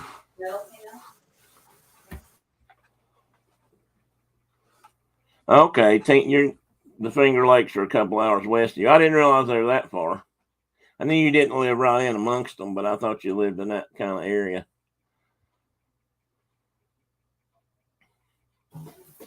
Ian thinks it's bedtime too. Well, grab another cup of coffee, Ian. I thought by now I'd be keeping you awake. Okay, so I thought since honeybees are the most common bee people think of when we talk about bees in general, or pollinators particularly, because there's been so much talk the last few years about, oh God, and if we lose the bees, we won't be able to, we won't have any pollinators for our crops and all that. And there's a lot of truth in that. But we do have other bees besides honeybees, and a lot of those bees do the same kind of work. I'm not saying they can get it all done, but they do play an important role in agriculture, and that's why they're here. I think I put a picture. Hope I put a picture of a queen bee in here. If I didn't, I'll pull one up. They're not native to North America. They were brought in from Europe in the 17th century. They've spread pretty much all over the country.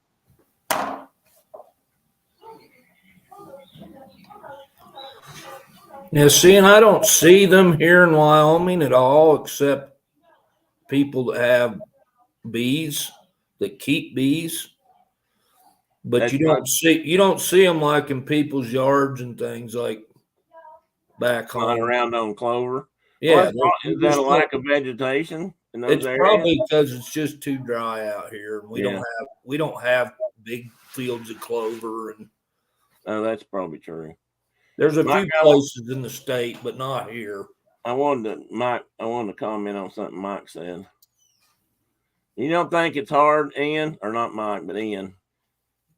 You ought to try to wrangle a herd of American shorthairs across the state to the holding pens when you're moving them out west. You remember that commercial? It was a Super Bowl commercial from years ago, and I think it was a data company, and I don't remember which one, that had this commercial where these cowboys are driving a herd of cats. They're literally herding cats with horses. A couple of them got cats on over their saddles, and they finally get to a point where, like, the foreman or the trail boss or whatever, he's sitting there like a good cowboy on his horse, leaning over one way a little bit, and he says something about wrangling 1,500 American short hairs across the desert to wherever they were going, and he said, there wasn't nothing like that in America today, wrangling short hair. So he was herding cats. So yes, Mike, cat wrangling is at least as hard as bee wrangling. The Europeans basically brought bees over here because they were concerned that their native fruits and vegetables and stuff they ate in Europe might not have pollinators over here in the New World. And I'll read this in case you can't see it, but it says Europeans were bringing fruits and vegetables with them from the old world that they were used to eating. They weren't sure what was over here or what would grow over here. You have to remember, back then they weren't sure about a lot of those things. Didn't know the science to it. They just knew the rumors. And they weren't sure if the New World had the pollinators they needed. So honeybees now help pollinate many U.S. crops and fruits and nuts. In a single year, one honeybee colony can also gather about 40 pounds of pollen and 265 pounds of nectar. And you think about that for a minute. That's a pretty good load of work for, little guys that are about that big. And that picture is an early drawing of European hives of a certain type. And these were more common in Europe. They probably were here too at one time. I've got some other ones here to show you. Like these. This is, and I can't remember the name of these, but this is basically the kind of hives and honey, or kind of hives that you see most of the time around people's houses or in their yards or in their backfields. And more people have started putting beehives out in places so they can pollinate crops and things like that. Some farmers move them around when they've got different crops in different seasons, so the bees, work the different flowers, or at least they hope they do. And that basically consists of a base and then a deep, what we call a deep super, and then smaller supers, and that's usually where you get your honey out of. The deep super, or the bottom one, if you can see the drawing on the right, you see that bottom one is much deeper, and that usually don't try to get honey out of that one. That's usually where most of the larvae are laid. The queen lays the egg in the honeycomb, and they grow up to be big bees. And that's what's going on down there. And that's where most of the bees stay, especially like in the wintertime. That's why you don't want to mess with that one. Usually you leave it with honey for the bees, because they do survive through the winter unless it gets too cold. And that's a question out your way, Mark. I don't know. Maybe it gets too cold. Well, the few guys I know that raise bees out here, number one, they live in the lowest part of the state. So they're up in like northeast Wyoming, where it's 2,500 feet instead of 7,000 like here at my house. And they bring their bees inside in the wintertime. Yeah. Otherwise they'd freeze solid. Well, that's what I was wondering. They back here in places where the temperature's warm enough, which can be cold, it just can't be cold for a long time. Right. The bees down in that lower super, the bees will all kind of huddle up in a ball. And then they're buzzing all winter long. They're just buzzing. Right. If you went out and touched one in the middle of the winter, you'd probably feel it buzzing, because that's what they do to stay warm. And that's how they keep each other warm, especially the queen. And they kind of rotate. My understanding is they rotate in and out of the bundle. And both my grandfathers raised bees. Well, I had a few hives for years ago for a while. And we used to go, if we found like a wild colony out in the woods, we'd go cut that tree down and we'd steal that queen and we'd make another hive with those bees. Yeah. That's how people got a lot of them back in the day, and which is amazing to me because you realize they brought the bees over here from Europe. We had no honeybees in this country. I got a grand dog with me now.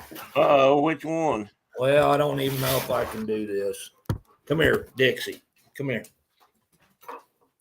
Look at that big old yellow lab. Whose dog is that? Is that Sammy's? No, that's my granddaughter, Riley Jane's dog. Granddaughter. She's here helping. Oh, okay. She's here helping Grandma move chicks out to the chick house today. What fun! We got chicks in the basement, keep them warm, and now they're getting moved outside. So so now there's a squirrel. We're talking about chickens now. That's what I need to talk about. We went from bees to chickens. Okay, let me see what Kay's saying. You got lots of oohs and ahs about Dixie there. Hi, Dixie. Carol says, ooh, she's pretty. Ah. Hello, sweet Dixie. Those are all comments. Chick Franklin. That counts as a squirrel, though, Carol. Kay says, I heard that they flap their wings in different directions depending on what they want to warm or cool. That's true. I don't know about the direction part, but that is true. Carol or Kay, they do use that flapping for both purposes. To circulate air through the hive, and they do in the summer. They flap constantly inside the hive, but they're more spread out then. There's always a bunch in that bottom super, but they're a little bit more spread out, and they do help cool the hive. That's very true. And you have to have good ventilation flow. That's one reason that top super on that picture is hanging over the edge of the others. That's a part of the way they get air. Okay, I got chickens are the bird portion of the conversation. The birds and the bees, yep. Oh, that's right. That's right. I forgot about that. A pet discussion isn't a squirrel. Okay. They're all on this morning. They are, and they've all got me pegged too. So anyway, let's see. Next picture. Let me make sure. Yeah. Now these are hives of different kinds. And I find these two on the right very interesting. Oh, that's cool looking. But these over here are made out of either grass, reeds, that kind of thing, woven together to that more traditional old-fashioned style of hive. And this top one here is cool. I mean, it's got doors to access. And it's got a little stovepipe on top with a rain guard. And that's, again, for ventilation. I thought that's called a neighbor hive. The neighbor, in this case, was the guy who invented it or started using them and then started selling them. And, again, they're made out of woven straw or reeds. So and reckon why they always painted beehives white. Every beehive I've ever met, where guys were successfully raising bees, they were painted white. Well, they always told me that was because they would reflect the summer sun better. I wondered that. And help dissipate some of the heat. Now, with that thinking in mind, that doesn't do much good in the winter. But then again, I've heard different arguments about that too. But yeah, I was going to comment. I meant to comment on that a minute ago because I've got this first picture up here. Those supers are plain. They're not painted. They may be sealed or shellacked or something, but they're not painted. Yeah, the tops are white, but they just that's true. The top is white. Then you got this thing here in the middle, this Stewartson Hive, which was very popular too in some places. The same people sold both of these, or the guy that was selling them, they often sold them together. And that's interesting too, because I'm going to assume that top cone is hollow, and then the supers are down through here. And I'd like to see inside that one. I'd like to see how not supers, but the honey frames. Or that might have been a free-for-all in there. They might have just been building whatever they wanted to build, and then they went in and cut that out. I don't know. Yeah. Now, these other two are called horizontal hives, and there was actually a name for this bottom one. I don't remember what it was. Interesting thing about these guys is, one, you flip that lid open and it makes it a lot easier to get to the bees. I like that idea. Yeah, you can just pull those. You can pull those frames right out of there. Yeah, I think that's a pretty neat idea. And the one at the honey, of course, the tops came off those old square ones.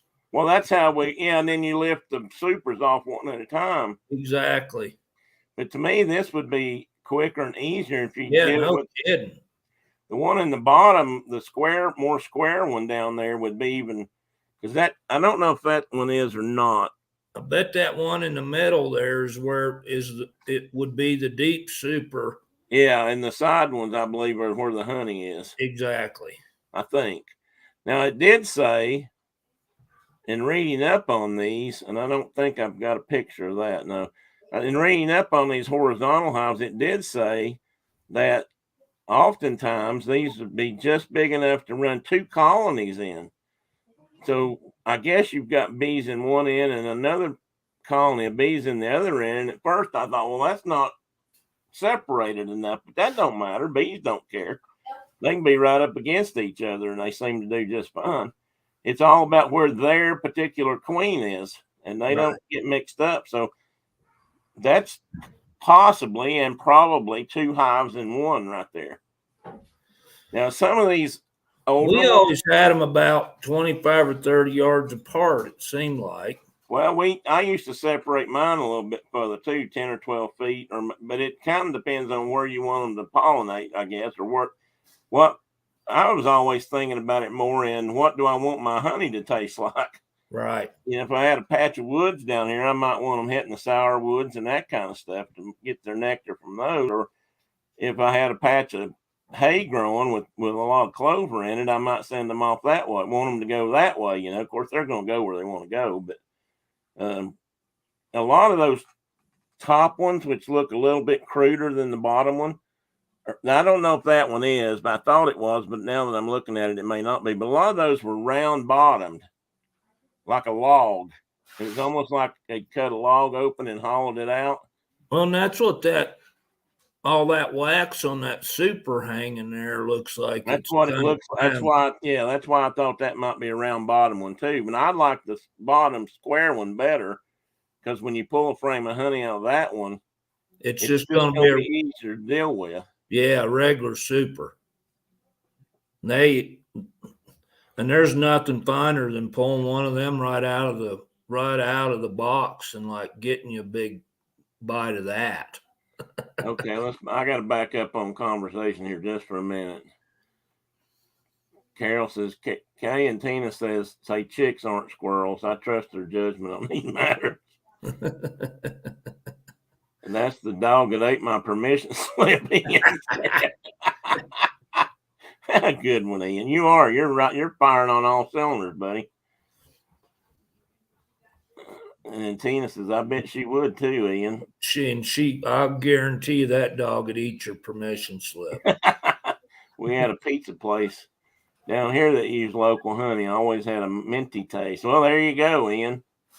I don't know where they were getting their honey. There may have been a wild peppermint patch nearby or something, but that would have done it. Some people like to think they can tell the difference back here in honey. And maybe you can. There's darker honey and lighter colored honey, much like there is lighter and darker maple syrup.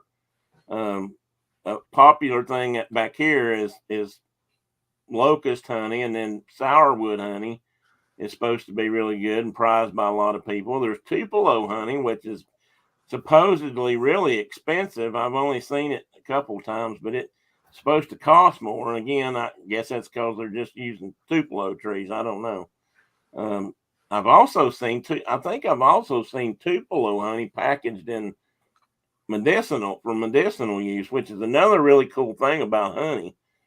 It is used in a lot of places and by a lot of people to help heal wounds. Apparently it's really good for open wounds and that sort of thing, to slather honey on it and wrap it up. And I think that's an excellent. I don't know why it wouldn't work. The beekeepers I've seen had the hives 5 to 10 feet apart. Never really thought about the fact that they had to be independent hives. Funny if you just don't think about that. Well, that's true, Tina. And I bet a lot of people drive by a place and they see 20 hives, and they probably just assume that the bees go in whatever hive is closest, or whichever one they come to first.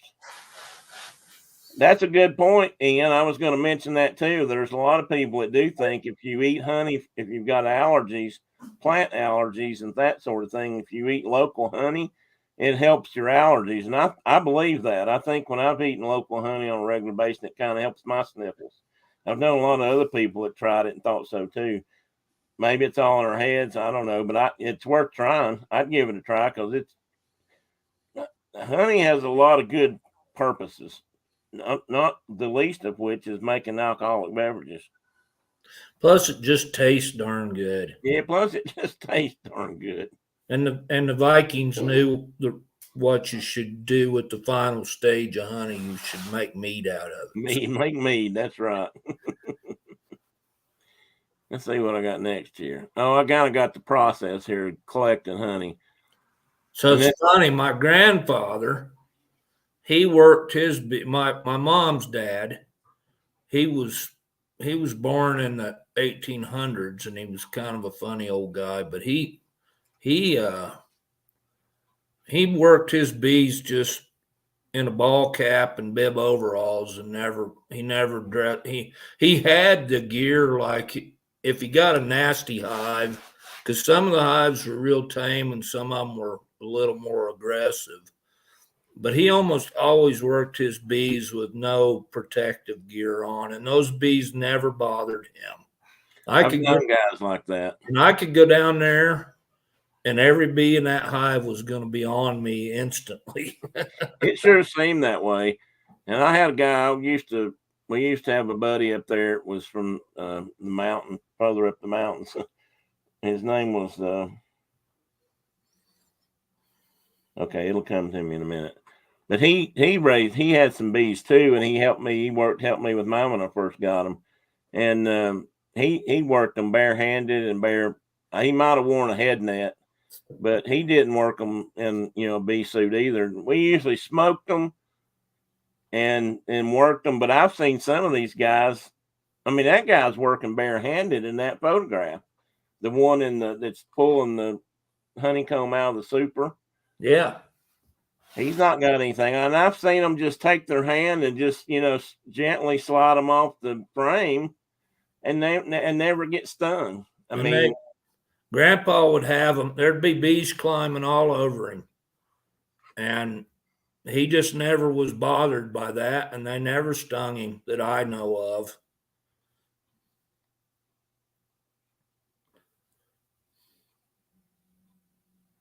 I will be looking at that, Tina. Just give me a minute to do so. Yeah, I mean, and I've seen a lot of. It seems like it's older guys usually that are doing that. But this guy I'm talking about he said that bees could read you. They knew if you were afraid or if you were confident or if you were,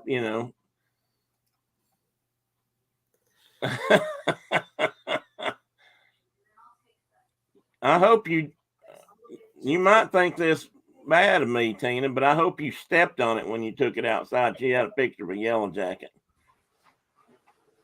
that appeared to be dead on her floor, but she noticed it was still moving. So I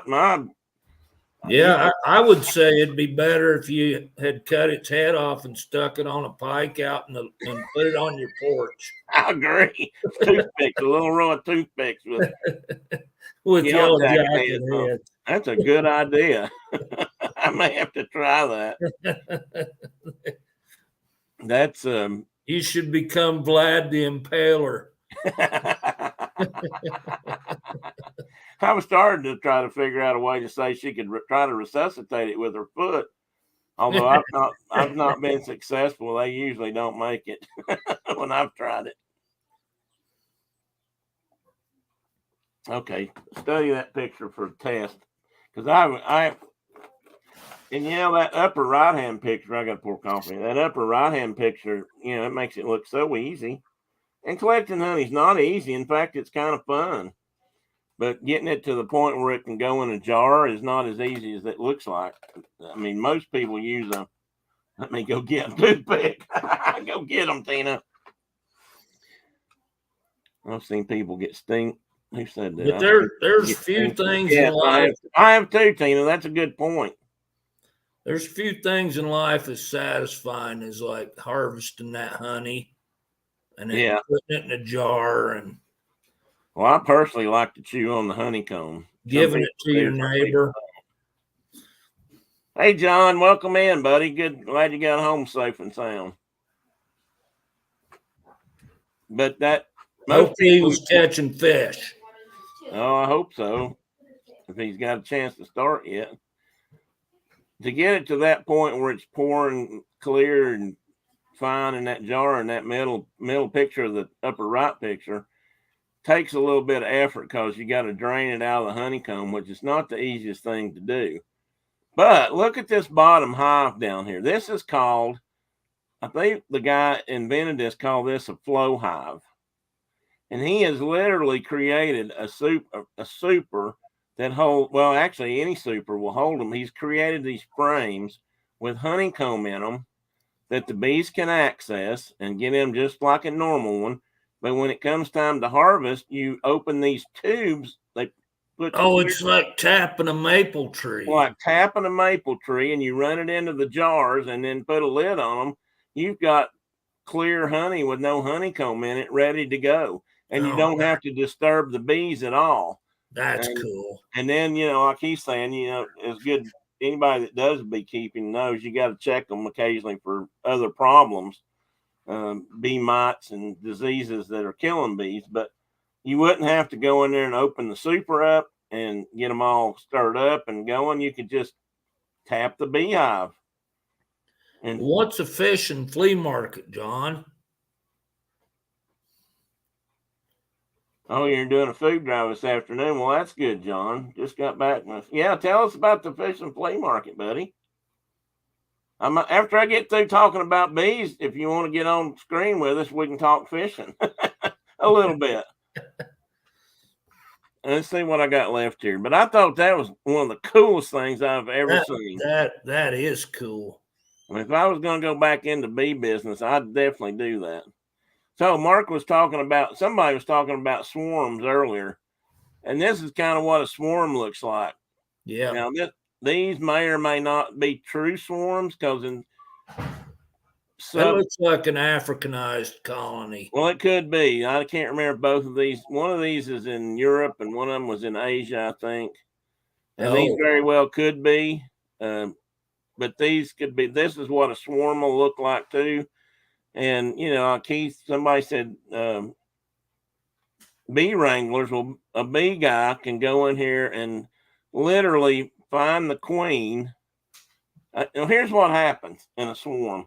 You've got a healthy hive. It's growing, it's going. And for whatever reason, the queen, her time is up.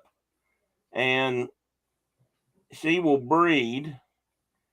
Maybe she breeds early. She'll lay some eggs and they will give them what they call their special queen jelly or honey that's more enriched than the other honey. Don't ask me all the details on that. And those bees will grow into queens. They're not just regular worker bees or regular drones. They're actually, right.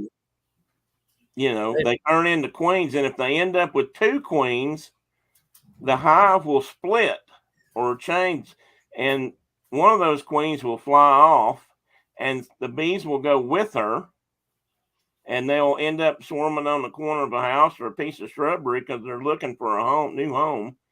And I guess at some point in that travel, they've got to pause and rest a little bit and look for something, send out scouts. And once you get that queen bee, you can put her in a hive, an empty hive, or a box, or all kinds of things, and the rest of the bees will go to her, and you can move them all into a beehive or into a new home and take them out to wherever you're going to use them. And that's how there's a lot of guys get new beehives that way, but by going out and collecting swarms, because at certain times of the year, usually about now or in May might have been better, you can find these things. Now, in the subtropical parts of the world, bees often just live like that.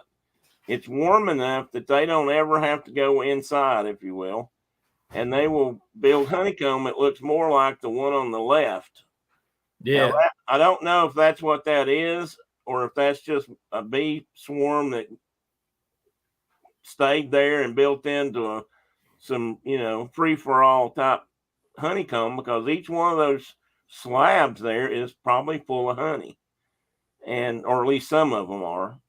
The ones they were building for food. That's why you always leave a little bit of honey in the hive when you're getting your honey out. And like the bottom part, it'll have the food they need to get them through the winter. And most people don't take honey out of them after a certain time of year if there's any in there.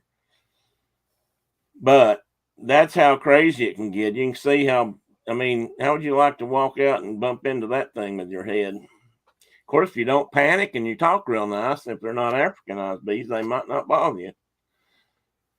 They do that a lot, I guess, in Louisiana, places, down at that latitude. Where it's warm enough, yeah. Where it's warm enough, down in the bayous, bees will actually form these outside kind of colonies, and they do just fine. On the fishing flea market sign, John says lots of vendors selling overpriced lures. And Carol says, Tina, I once accidentally used a bee sting as Botox. I was stung at my hairline, and for a few days my forehead wrinkles were lessened.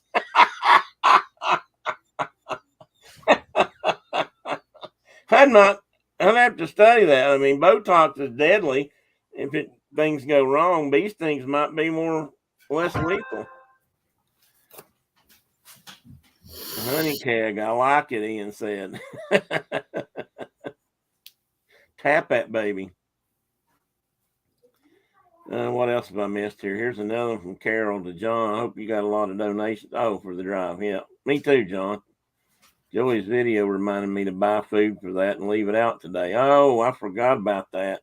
I bet we got a bag too. They come along here sometimes and we'll put a bag in the mailbox. Do they do that up your way, guys? And you can put food in it, and they'll come back around on this day, I guess, and pick them up. We usually donate food at the grocery store.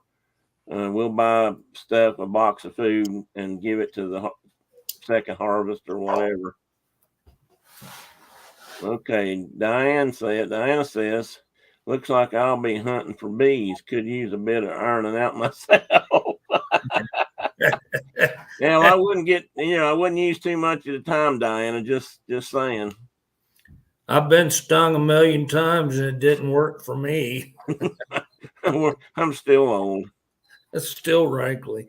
Well, I haven't been to the post office yet. I'll be there in a few minutes, meeting up with some of the carriers over the lunch break and gathering the food they picked up with your personal truck. Well, good deal, John. That's certainly a worthy cause.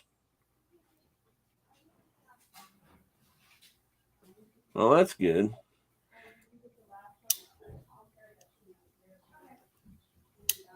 Ian wants to know if you headbutt it saying excuse me works. I would try it, Ian. I don't know if it will, but it's always worth the try. Probably better than what I'd say. And that's just me guessing. Hey, Dave, good to see you this morning. We're talking about bees.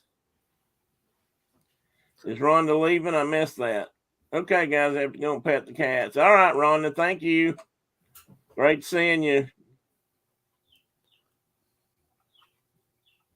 Okay, next bee slide.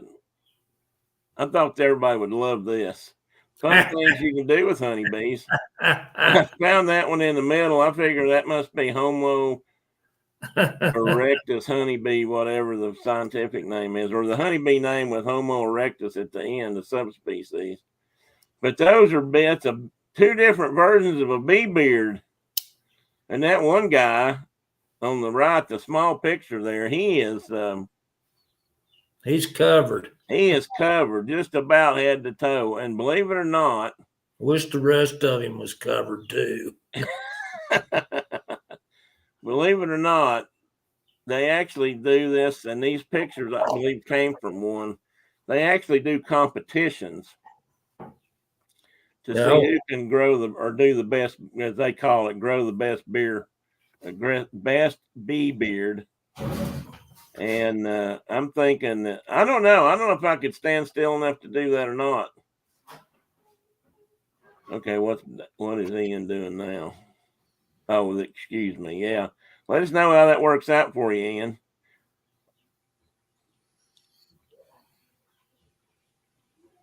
And you too can have a honeybee costume right off the Amazon for your Halloween trip. So if anybody really is enamored with this talk today, and you want to carry it on to Halloween, buy you a Halloween honeybee suit. But we need to see a show of hands here in the chat. How many people would like to have a bee beard?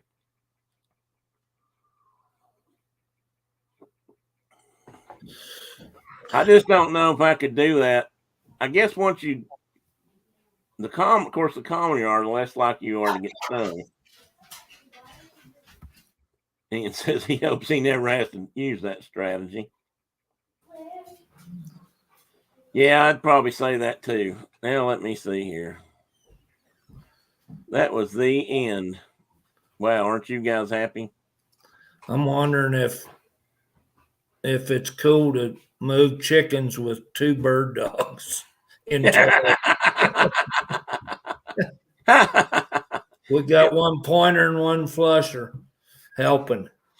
I would think maybe what about the cattle the herd dogs? Will they help run them herd dog? So my border collie works the chickens every day. John, I was hoping you could hang around a little bit and talk fishing. All right, buddy. We'll see you later. I hope you have a good drive. Drive today.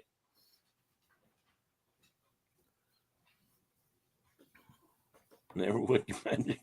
Ian says he can't stand still long enough. Never would get a good bee beard.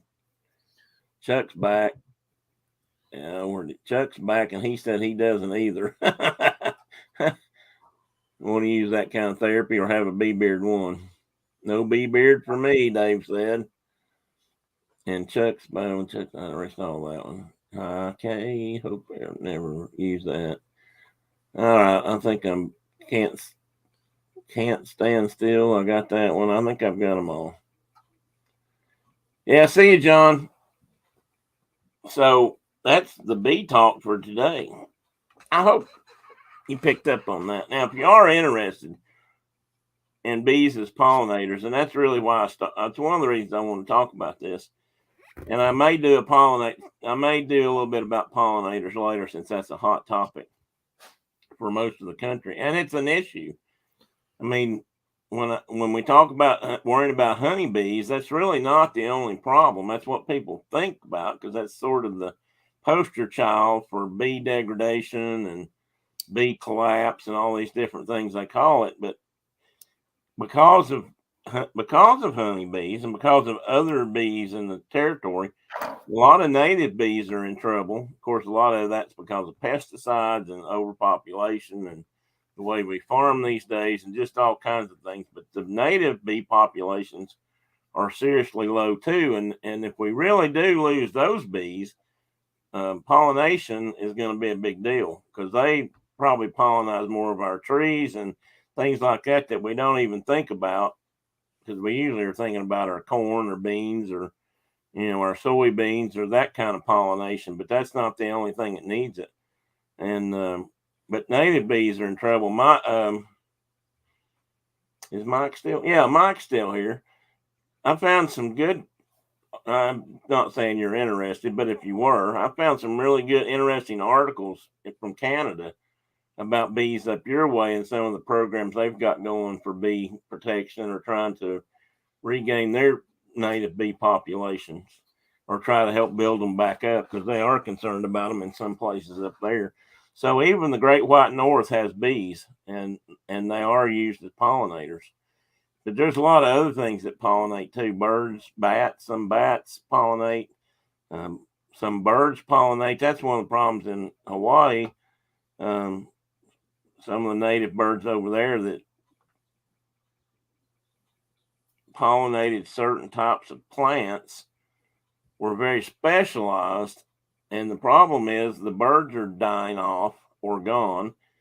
So now there's no critter to pollinate those flowers, those plants, because there's a couple of hummingbirds or something similar. They're not all hummers actually. They have very long curved beaks, and they could get down in to get the nectar out of those flowers, which in turn meant they were spreading pollen around. And no other birds can do that yet. And that to evolve to that point, we'll all be gone by then.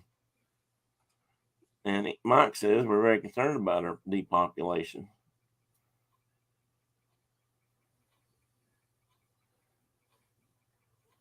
They're making bee nuts. Do you mean bee huts?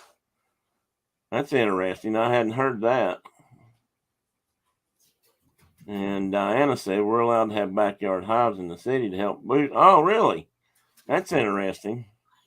Well, I didn't put them in here, but there's other ways you can boost those populations too. And again, I'll probably do something about pollination again someday. That'll be another birds and bee talk. So make sure you've got your parents list in hand, your notes, your whatever Carol called it earlier. I can't think. But the Brenda has some. We have mason bees down this way. And they're called that because they tend to nest in walls that are soft enough for them to bore into or different things. And we put up some nests. We've created some artificial cavities for them to nest in. Or not created. In this case, she bought a couple of nest structures. But basically, they're a box about yay big with a little roof on them, of course, so it looks pretty for people buying them. And they're just full of reeds and like bamboo shoots or native reeds or just hollow stuff. Maybe they drill for that matter. And they're different sizes and they're just stuck out on like both ends of this box or one end of this box maybe. And the bees will go in there and do their egg laying and all that stuff just like they would in a natural cavity. And we've had some use in them last year, so it doesn't take long for them to find them. So I think that kind of stuff is pretty cool and probably more needed than we realize. Like I said, most people just think about the honeybees when we talk about that, and that is not the only thing that's going on. You muted for a reason? Yeah, I had a screaming grand young and running around circles here. Not screaming, just she was singing and she hadn't been stung by a bee. The dogs were making noise, and so I just shut myself down there for a while. Mike says the university there has a field full of these beehive boxes. What do you mind saying? What university, Mike? I don't think anybody here is going to stalk you, but that's up to you. Party at Mark's house, Ian said. Do you have grandkind? Do you have more than one grandchild there, or just the one right now? No, just the one. We got two other ones are playing t-ball, I think, today. I just finished my wife's greenhouse, and she looks like she's getting ready to move tomato plants outside too. Woo-hoo! We've had the back room here, our laundry room's been a greenhouse for about a month now, and we've got tomato plants that are 18 inches high, and time for them to go live outside. Yeah. You reckon it'd be okay to say hi to your granddaughter? It would be, but she just squirted out the back door. Gone, okay. But if she comes back in, I might. I tried to get her to come over here a minute ago, and she just flitted by me like a butterfly and went out the door. Well, they do. They're prone to do that. Yeah. Well, it is pushing 12:30 anyway in the east, so I'm probably need to start getting off here in a couple of minutes so we can do that. You had a pocket knife you were going to show me, unless you don't want to show it right now. No, I don't care. I'm going to make you bigger on my end just so I can see pocket knife better. Is that a trapper? Well, it's kind of a trapper. It's a real bone Is handle. that guy or that company you were telling me about recently? It's more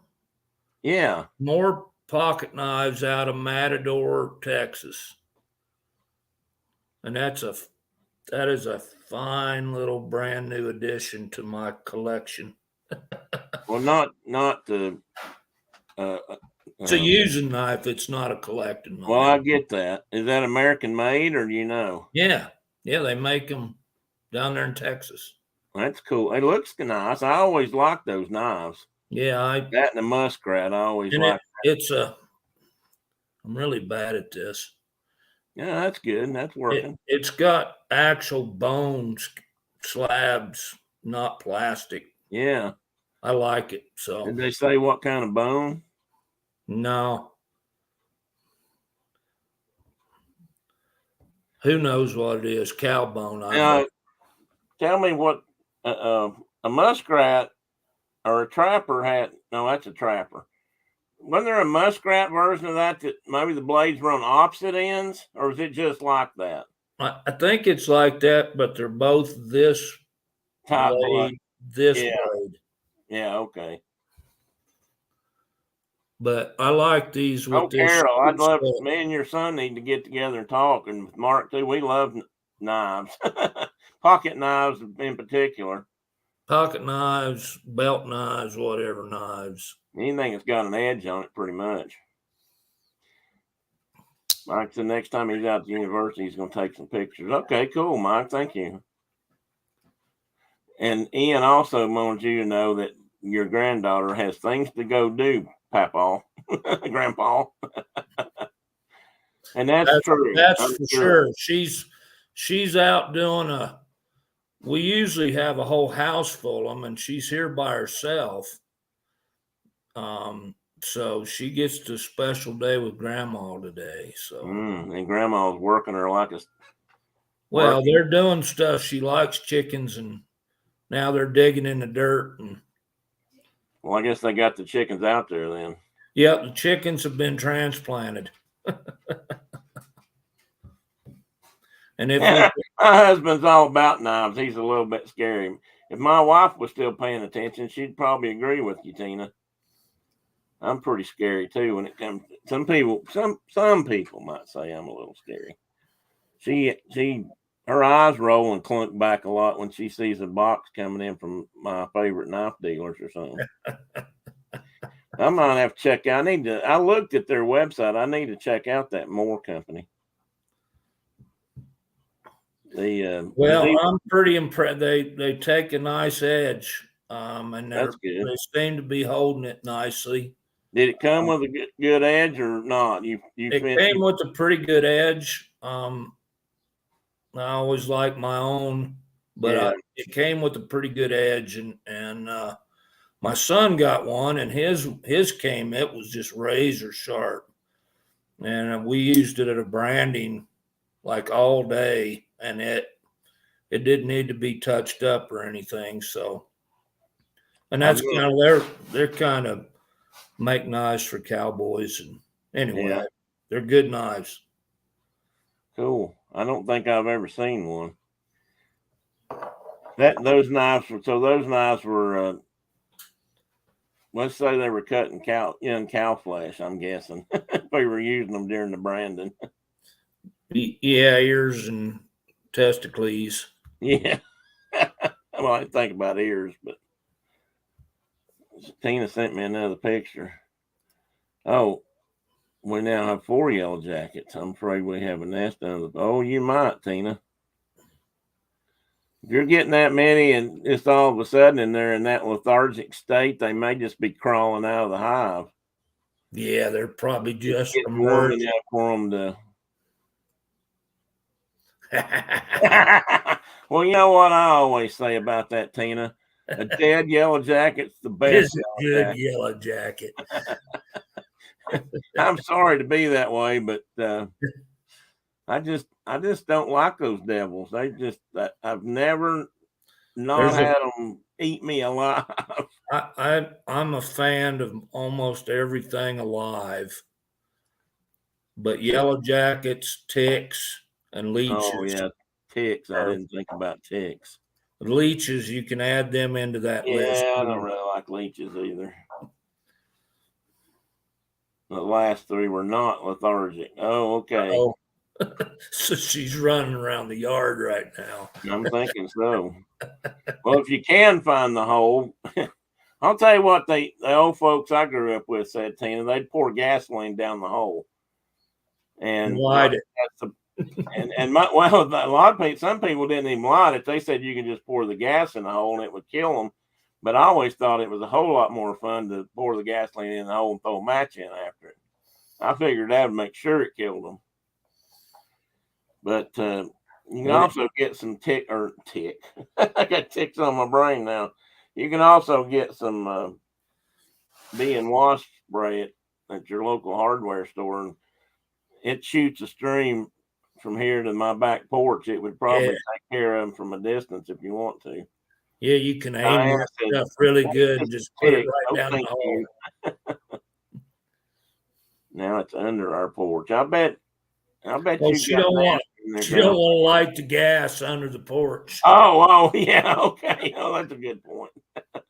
Well, the problem with that being under the porch is you'd have to probably crawl under there to put the gas in it. Neither one of those are good propositions. Maybe that long distance spray, but maybe that is a good time to hire somebody to get stung. Well, of course you do, Ian. Don't you always?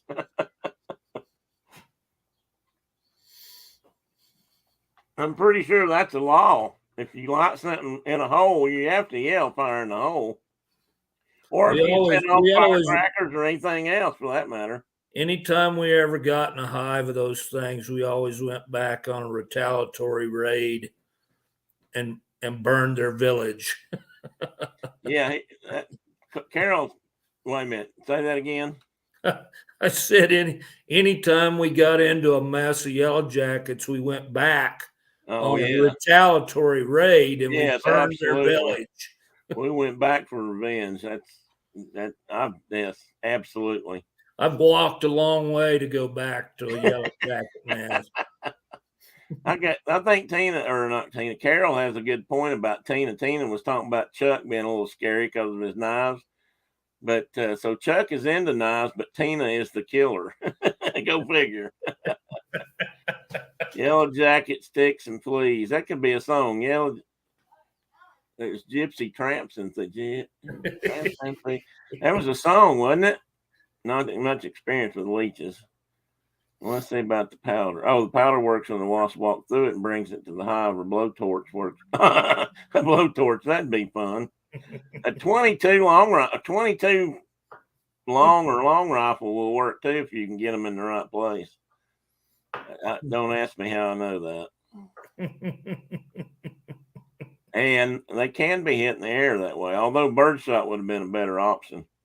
Well, you remember you lose your point. You lose your turn if you hit a bee.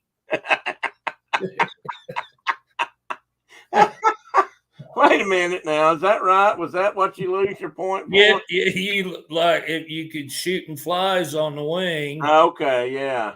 And if you lost your turn if you hit a bee.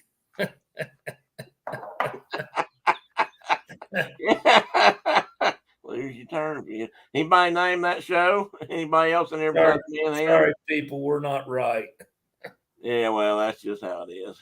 In the head. We still think all that old time humor is funny. At least stuff like that. Because we know how hard that would be to do and differentiate. But it is funny to think about. One of them was using a muzzleloader and one of them was using a repeating rifle. Yeah. Well, Ian says, I just assume most things you two say are from life experiences. Well, you know what, Ian? That is true. I'm either proud or afraid to say that is the fact. And there's many of those life experiences I'd almost rather not had, but I think they certainly have added a lot of color to my life. Because I mean, I couldn't be sitting here talking about them today. And if you had to suffer through them, you should be allowed to brag about them. Yeah. and if they left a scar, all the better. Yeah. It was always a shame to get cut or get hurt like that, and not leave a scar. Because then what are you going to show anybody? I mean, how are you going to brag about that? I mean, well, that's a bad thing about using like super glue to glue a cut shut now, because it don't leave much of a scar. Yeah, that's a good point. I got one on the end of this finger right here that you probably won't be able to see on the camera, but it's right down the middle. I busted that open when I was 6, and that was my first stitches. And I'm proud of that one. That all the inside of my finger came out through the tip. Like a hot dog in a microwave. Like a hot dog in a microwave. And I thought, ooh, the guts are coming out. And the doctor sewed it up and said, be careful with that. Don't break it open. Which is when I got my dad's lesson in story about stitches. Do what the doctor says, son. Let me tell you about the day I didn't. And he got cut working on the farm and had to go in. I know you've heard this, but he got cut on his wrist area of his arm, and the doctor had to sew it up, and it was right in this, where you're bending it. And the doctor said, now, Don, don't go back there and go, you're going to have to take it easy on that wrist for a few days, let that get healed some. He said, because if you don't, you'll pull the stitches and break it back open. He said, and I'll have to sew it back up. So that's what happened. And he went back, and the doctor says, okay, well, I told you the first time you didn't no painkiller for you, boy. So he got no Novocaine or no shot, and he sewed it up. He's no Novocaine, no water, no nothing, no scope. No, he didn't put anything on it, and he sewed it up. Dad said he remembered after that. It was one of those life lessons. Sometimes we're just hard headed. What did Tina say? She said something else. Oh, talking about the bees and stuff. Blowtorch, I'm thinking. Tina said again, not under my porch.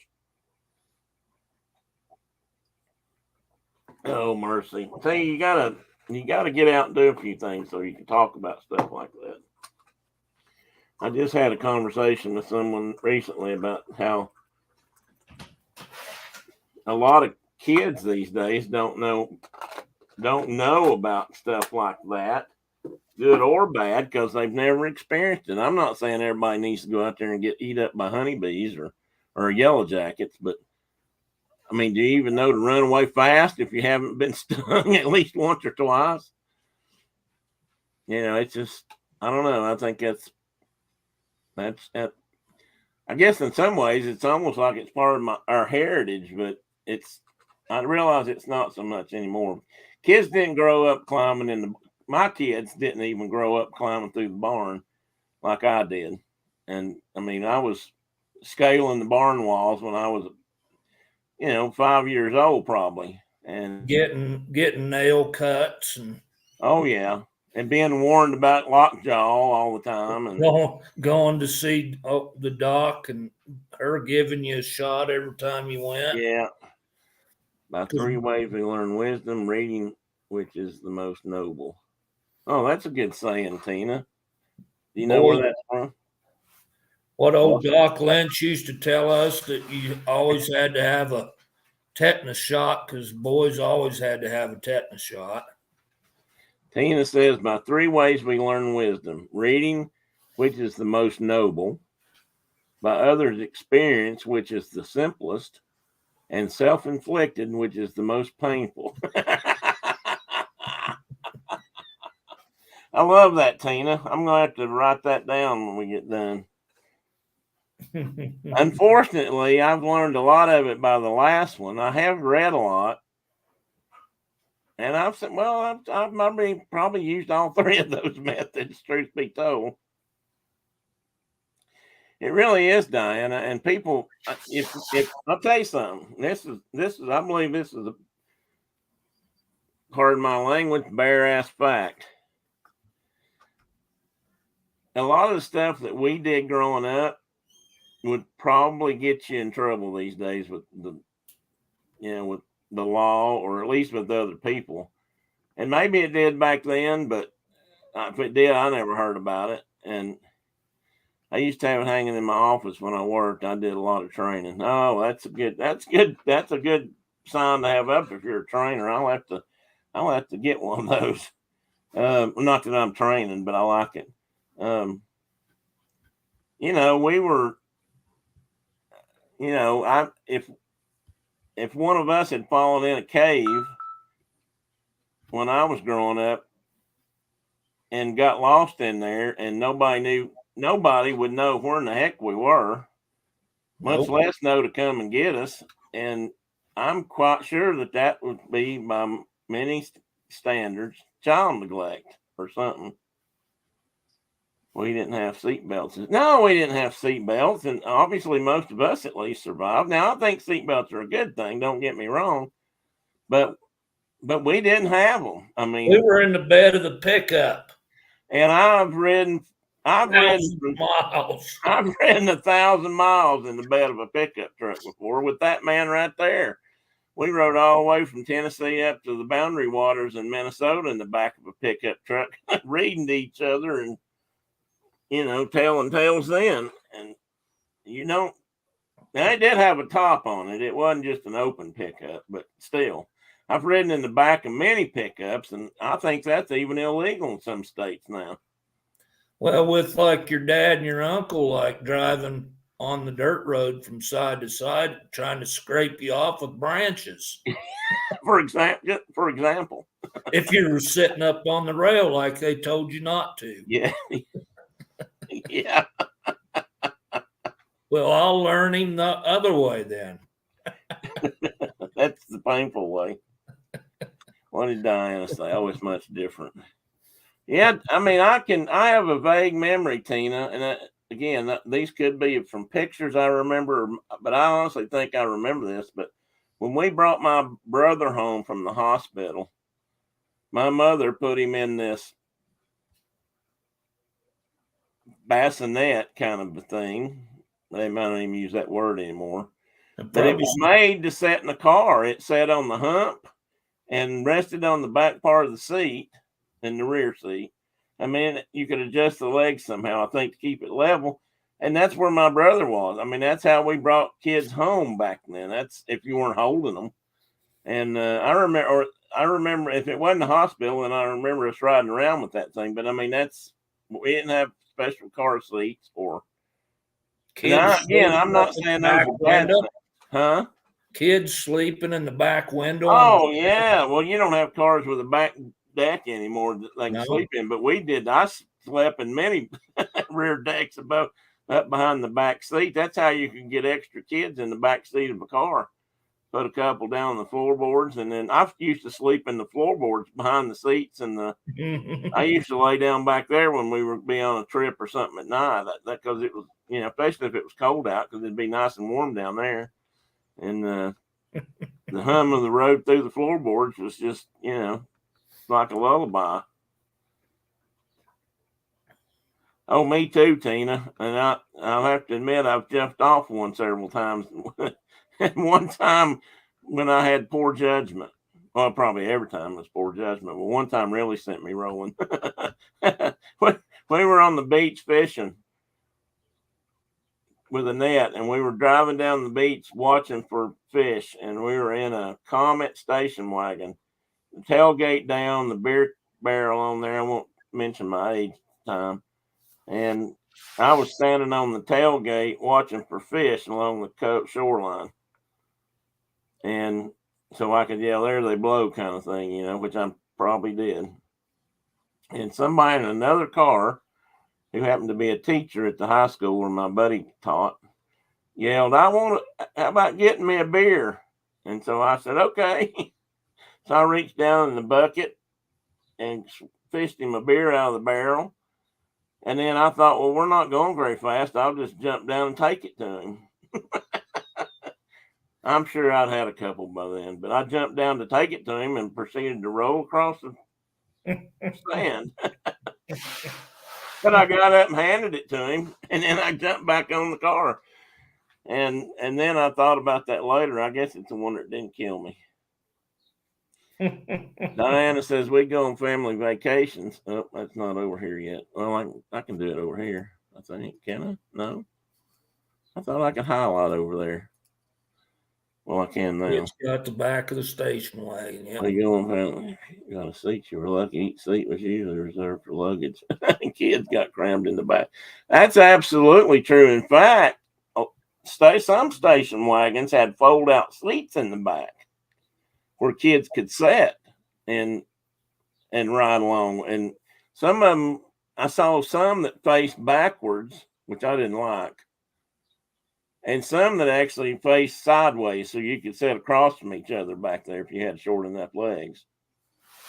And I definitely remember that because they'd pop out. It depends on what model and who. Yeah, that darn liquid courage. That's right, Ian. That's had probably something to do with it. Oh, hell, I know it had something to do with it. That's probably also why I bounced up and kept going, because it didn't hurt me.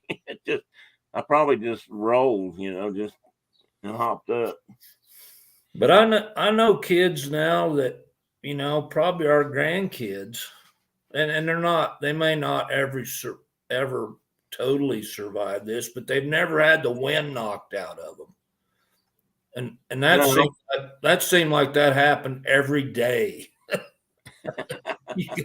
you get the wind knocked out of you, jumping out of a tree or falling off a horse or whatever. My dad built a carpeted bench to fit on the floor of our station wagon. Yep. Oh, that's a really good trick. I like that. Well, I'll have to admit, when my kids were born, I had a small pickup truck. And for a little while, that's all we had. No, we had something else, but it wasn't roadworthy for trips. And I put cushions and made seats in the back of my truck, and it had a topper on it. So I put a window that would slide open so I could connect to the kids. And the kids rode in the back of the truck on trips, and Mom and I rode up front.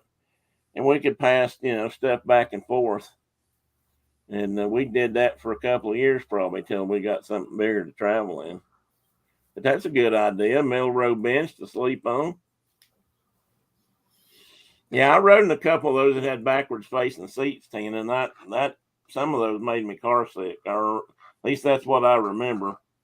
I don't remember getting throwing up kind of sick, but I'd get real nauseous.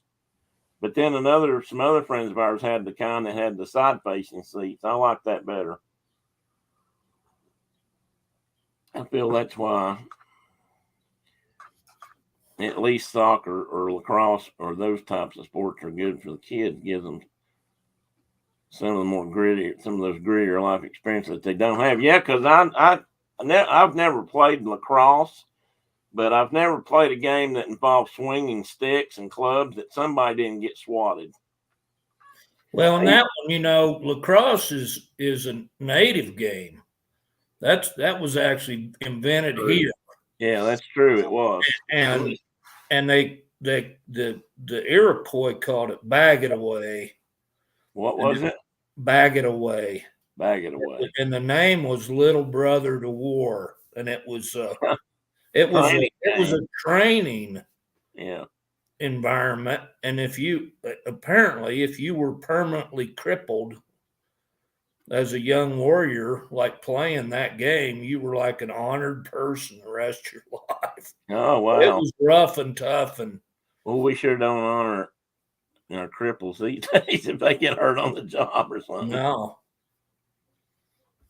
But it was, it was. That might be. It was a rough and tough, and it still looks like a rough and tough sport. It does. And I don't know if you ever remember this, but hurling is a very popular game in Ireland. and probably other European countries, but I never hear about it anywhere but Ireland. And it's basically another stick and ball kind of sport that's sort of similar to lacrosse, but the sticks are more like short clubs or shillelaghs, and they don't have a basket on them for a ball. You carry a ball like on the end of the club, looks a little bit like a war club. It's a handle, and then it's got, ones I recall, have a round looking piece at the top, and that's what you get the ball with, and you can bat the ball to your teammates or you can carry it on that stick. And what I remember most about that game was how many people they carried off that were bleeding because they got whacked too hard with the stick. So I'm thinking that was, and I don't remember saying that. Somebody told me one time that they took that show off TV. They quit showing that on TV because it was a little too rough and bloody. But that's a national game over there. And at least once a year in Ireland, they have a national matches for hurling, and it's a big deal. Well, they on lacrosse, when lacrosse became kind of a college sport, they wouldn't let the Iroquois people from New York play because they were considered professionals. Yeah. They weren't allowed to play at the collegiate level. Of course, that's been 70, 80, 100 years ago. Yeah. So, Ian, you've done hurling or you've just seen it? And I don't mean throwing up, just in case anybody's wondering. Which molestation wagon had the window on the roof? Was it a Buick? That might have been. I do remember that too, and that was back before sunroofs and stuff were real popular. Of course, that you may not be old enough for that. I don't know. I'm saying that like you know. I remember something that had windows in the back that ran lengthwise, but they were just in the back part of the wagon. So they added sunlight back there, or a place for kids to look out or something, besides the side windows, of course. And Carol said, this is a good point, too. Two of my kids crave danger. They both love contact sports, and I think it kept them from seeking out other types of danger. And I think you may be very right. I think it could do. I mean, I think some people have that craving and that, I'm going to say bravery. It may turn into more than that, but some want to keep adding to it to make it exciting, and some just, that's enough to do them. And you've just seen it, Ian. Yeah, me too. I'm sure you can find it online, but I just remember growing up, they showed that a few times, like on the Wide World of Sports, and what I mostly remember was, bleeding foreheads and stuff. And I used to play racquetball, and I've had racquetball rackets crack me across the nose and over the top of the head several times. So I know that was a contact sport too when we played it. Iroquois have their own team in the Lacrosse World Cup. That's cool. I like that a lot, Ian. That's cool. That is cool. And that's another sport that's gone. They play it worldwide now. I've seen it in different countries with teams. So that's one we got to give to the world. Everybody, like you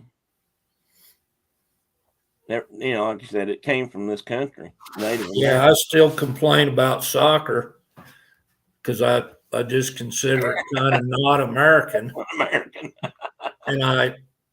And mostly why I complain about it is that it seems like every time my bull riding gets interrupted, it's because of a soccer game. Well, you know what happens? And I just hate that. I'm like, darn it. That's right, Carol. They used to say that the thrill of victory and the agony of defeat after. And that dude spun around, came down that slope, and hit that wall and slipped off there and spun through the air. Yeah. That skier. What was that guy's name, Carol? He was famous for that saying too. Howard Cosell, wasn't it? No, that wasn't Howard. It was Jim McKay or somebody like that. Oh, it was Jim McKay, I believe, and that's where he's the one that said that. In fact, I think but that's how the show ended every time it was on or began. I can't remember. And it was the opening credits. Yeah, it was opening, not closing. You're right. And Tina says she used to cringe. It hurt every single time you saw that. Oh, yeah. Yeah. Ian's played soccer since he was 5. It's his favorite sport. Well, Ian, I'm a little bit like Mark. I don't care that much about watching it. I don't know why. Sometimes it doesn't seem to make sense. But what drives me crazy, and this is what's probably getting Mark in trouble, because there's very few or no timeouts in that game. But when they lose time for penalties and things, they add it on to the end of the game. Instead of counting that as part of the game, it gets added on. So the game might be over, but they might have 10 minutes of penalties. And that's always the time it's running over into your bull riding. It seems to me like. I've been frustrated by that very same thing. It seems like there's something I'm wanting to watch, and it comes on next, but they got to finish this soccer game, which seems to never end. But other than that, it's a good game, and I'm glad you play it, Ian. I'm sure you're in a lot better shape than I am. Very, very impressed by people that play it. Yeah. It's just not my cup of tea. But I love watching lacrosse. That one kind of is. What is Chuck up to, Tina? I see something about go Chuck. Same reason. Yeah, that's right, Ian. Are you old enough to remember that? I don't know how old you are, Ian, but that what he's referring to there's the Heidi Bowl. The Raiders and somebody else were playing a playoff game in football. And this was back before football was as big and powerful as it is today, because now they get to run over. But the game was running long, and they cut it out because they had – oops, I need to get back to the screen. They cut out the football game and started a movie, the Heidi movie. And nobody got to see the end of the football game, or not on TV anyway. And that still pisses people off. There's still people talking about that. And that was a long time ago. You're born in 75, but you remember that. I don't remember what year that was. But I've heard the term Heidi Bowl used many times in relationship to that game. The one I used to call the Snow Bowl was when I think Miami Dolphins were playing. Hey, you got a youngin'? Look. Hi there. Hello. That's Isla Jane. That's Tim. Isla Jane. Good to meet you, Isla Jane. What? What'd you say, Mark? I said Isla Jane. Isla Jane. Isla. How do you spell that? Iyle. There you go. That's a new one on me. I don't think I've known that one before. Well, you look like you've been outside either playing something or you wrestling with your grandma or the wind's blowing. Yes. Have you been wrestling with your grandma in the greenhouse? Are you sure? She's been wrestling with chickens. What do you think about all those chickens? They're good. They're good? You like chickens? Yeah. Cool. That's good. You like to ride horses? Yeah. So she's one of your riders? She's the rider. She is the rider. She's the oldest rider. No, they're the rest of them do too, but okay. The girls do. The boys are still a little young. Well, yeah, they're still a little young. You'll have them out there soon enough. Yeah. Well, Ollie Jane, if you have something you need to do, I don't want to keep you, but thank you for coming on my show. You're welcome. Thank you. Yeah, lots of wrangling today, Ian. There you go. Lots of wrangling. Lots of wrangling. Mark had the wranglers happening in 68. I thought it was late 60s. I almost said 67 or 68. Mark was wrangling chickens, and he had his chicken herd in his house for a while, keeping them warm, or at least a few days. Chuck was 18. Oh, that's probably yeah, I was in 68. I was only 11. So at the time, I don't know that it made that impression, but I've heard about it for years. I do remember it happening, though. because that used to be NBC used to carry the Raiders a lot back then, and that was a playoff game, I think. So NBC was one of 3 stations that we picked up back then, and so they had it on. I remember that part, but it wasn't as big a deal. Of course, I wasn't a Raiders fan either. So, hello from Canada. Mike, does that mean you've come back, got kicked off, and came back in? Well, welcome back if you did. I said I was going to start closing this up almost an hour ago. And so it's probably time. I'm sure there's some demographic, something that YouTube's looking at, and they're thinking, this guy can't possibly talk for that long. But I'm not the only one. Jocko has a lot of long 5 hours conversational streams sometimes. So screw them. Hello, Carol. Why would Watergate? Oh, interrupt. What did she say about Watergate?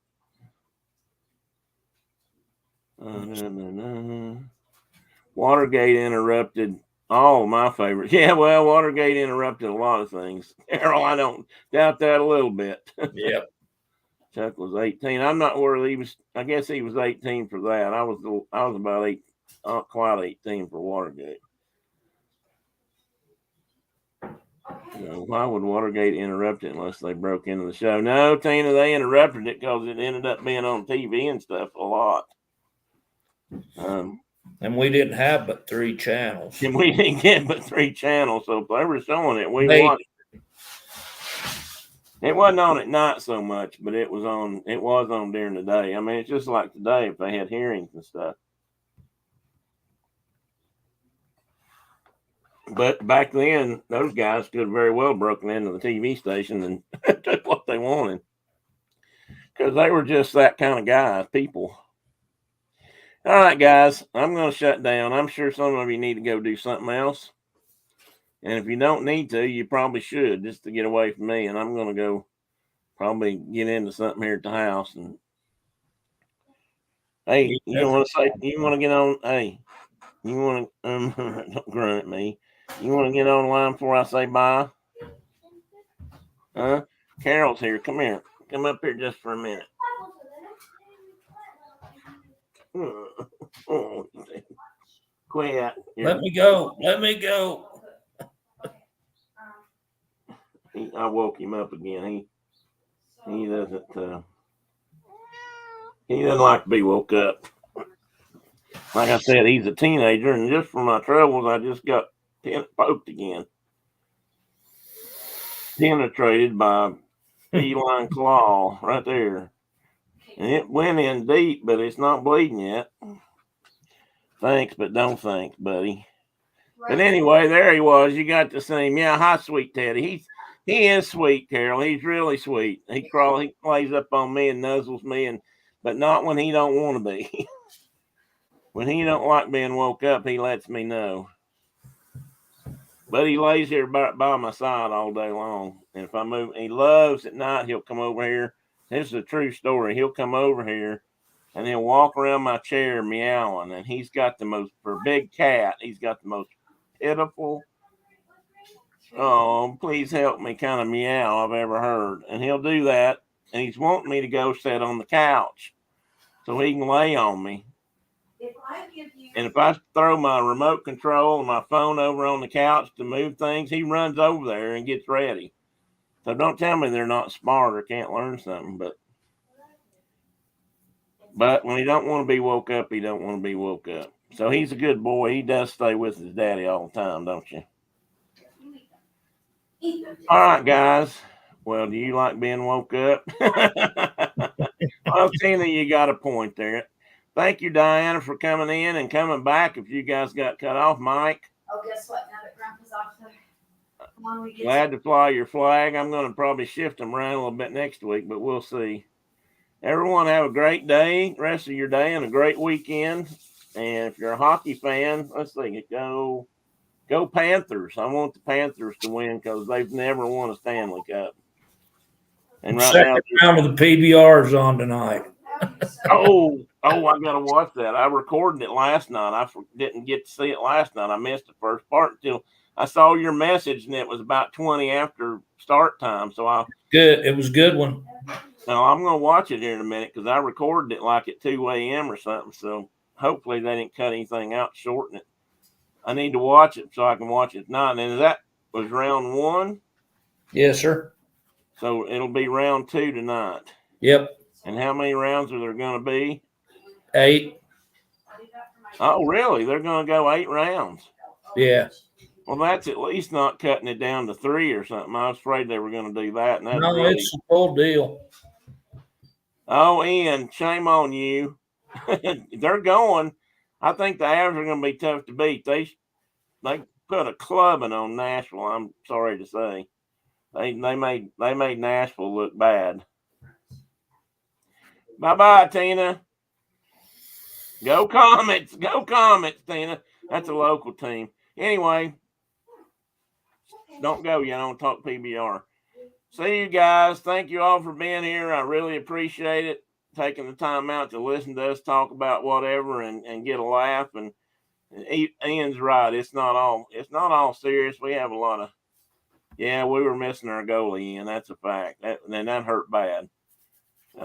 But anyway, so good Lord's willing and the creek don't rise. I'll see y'all again next week. Bye-bye.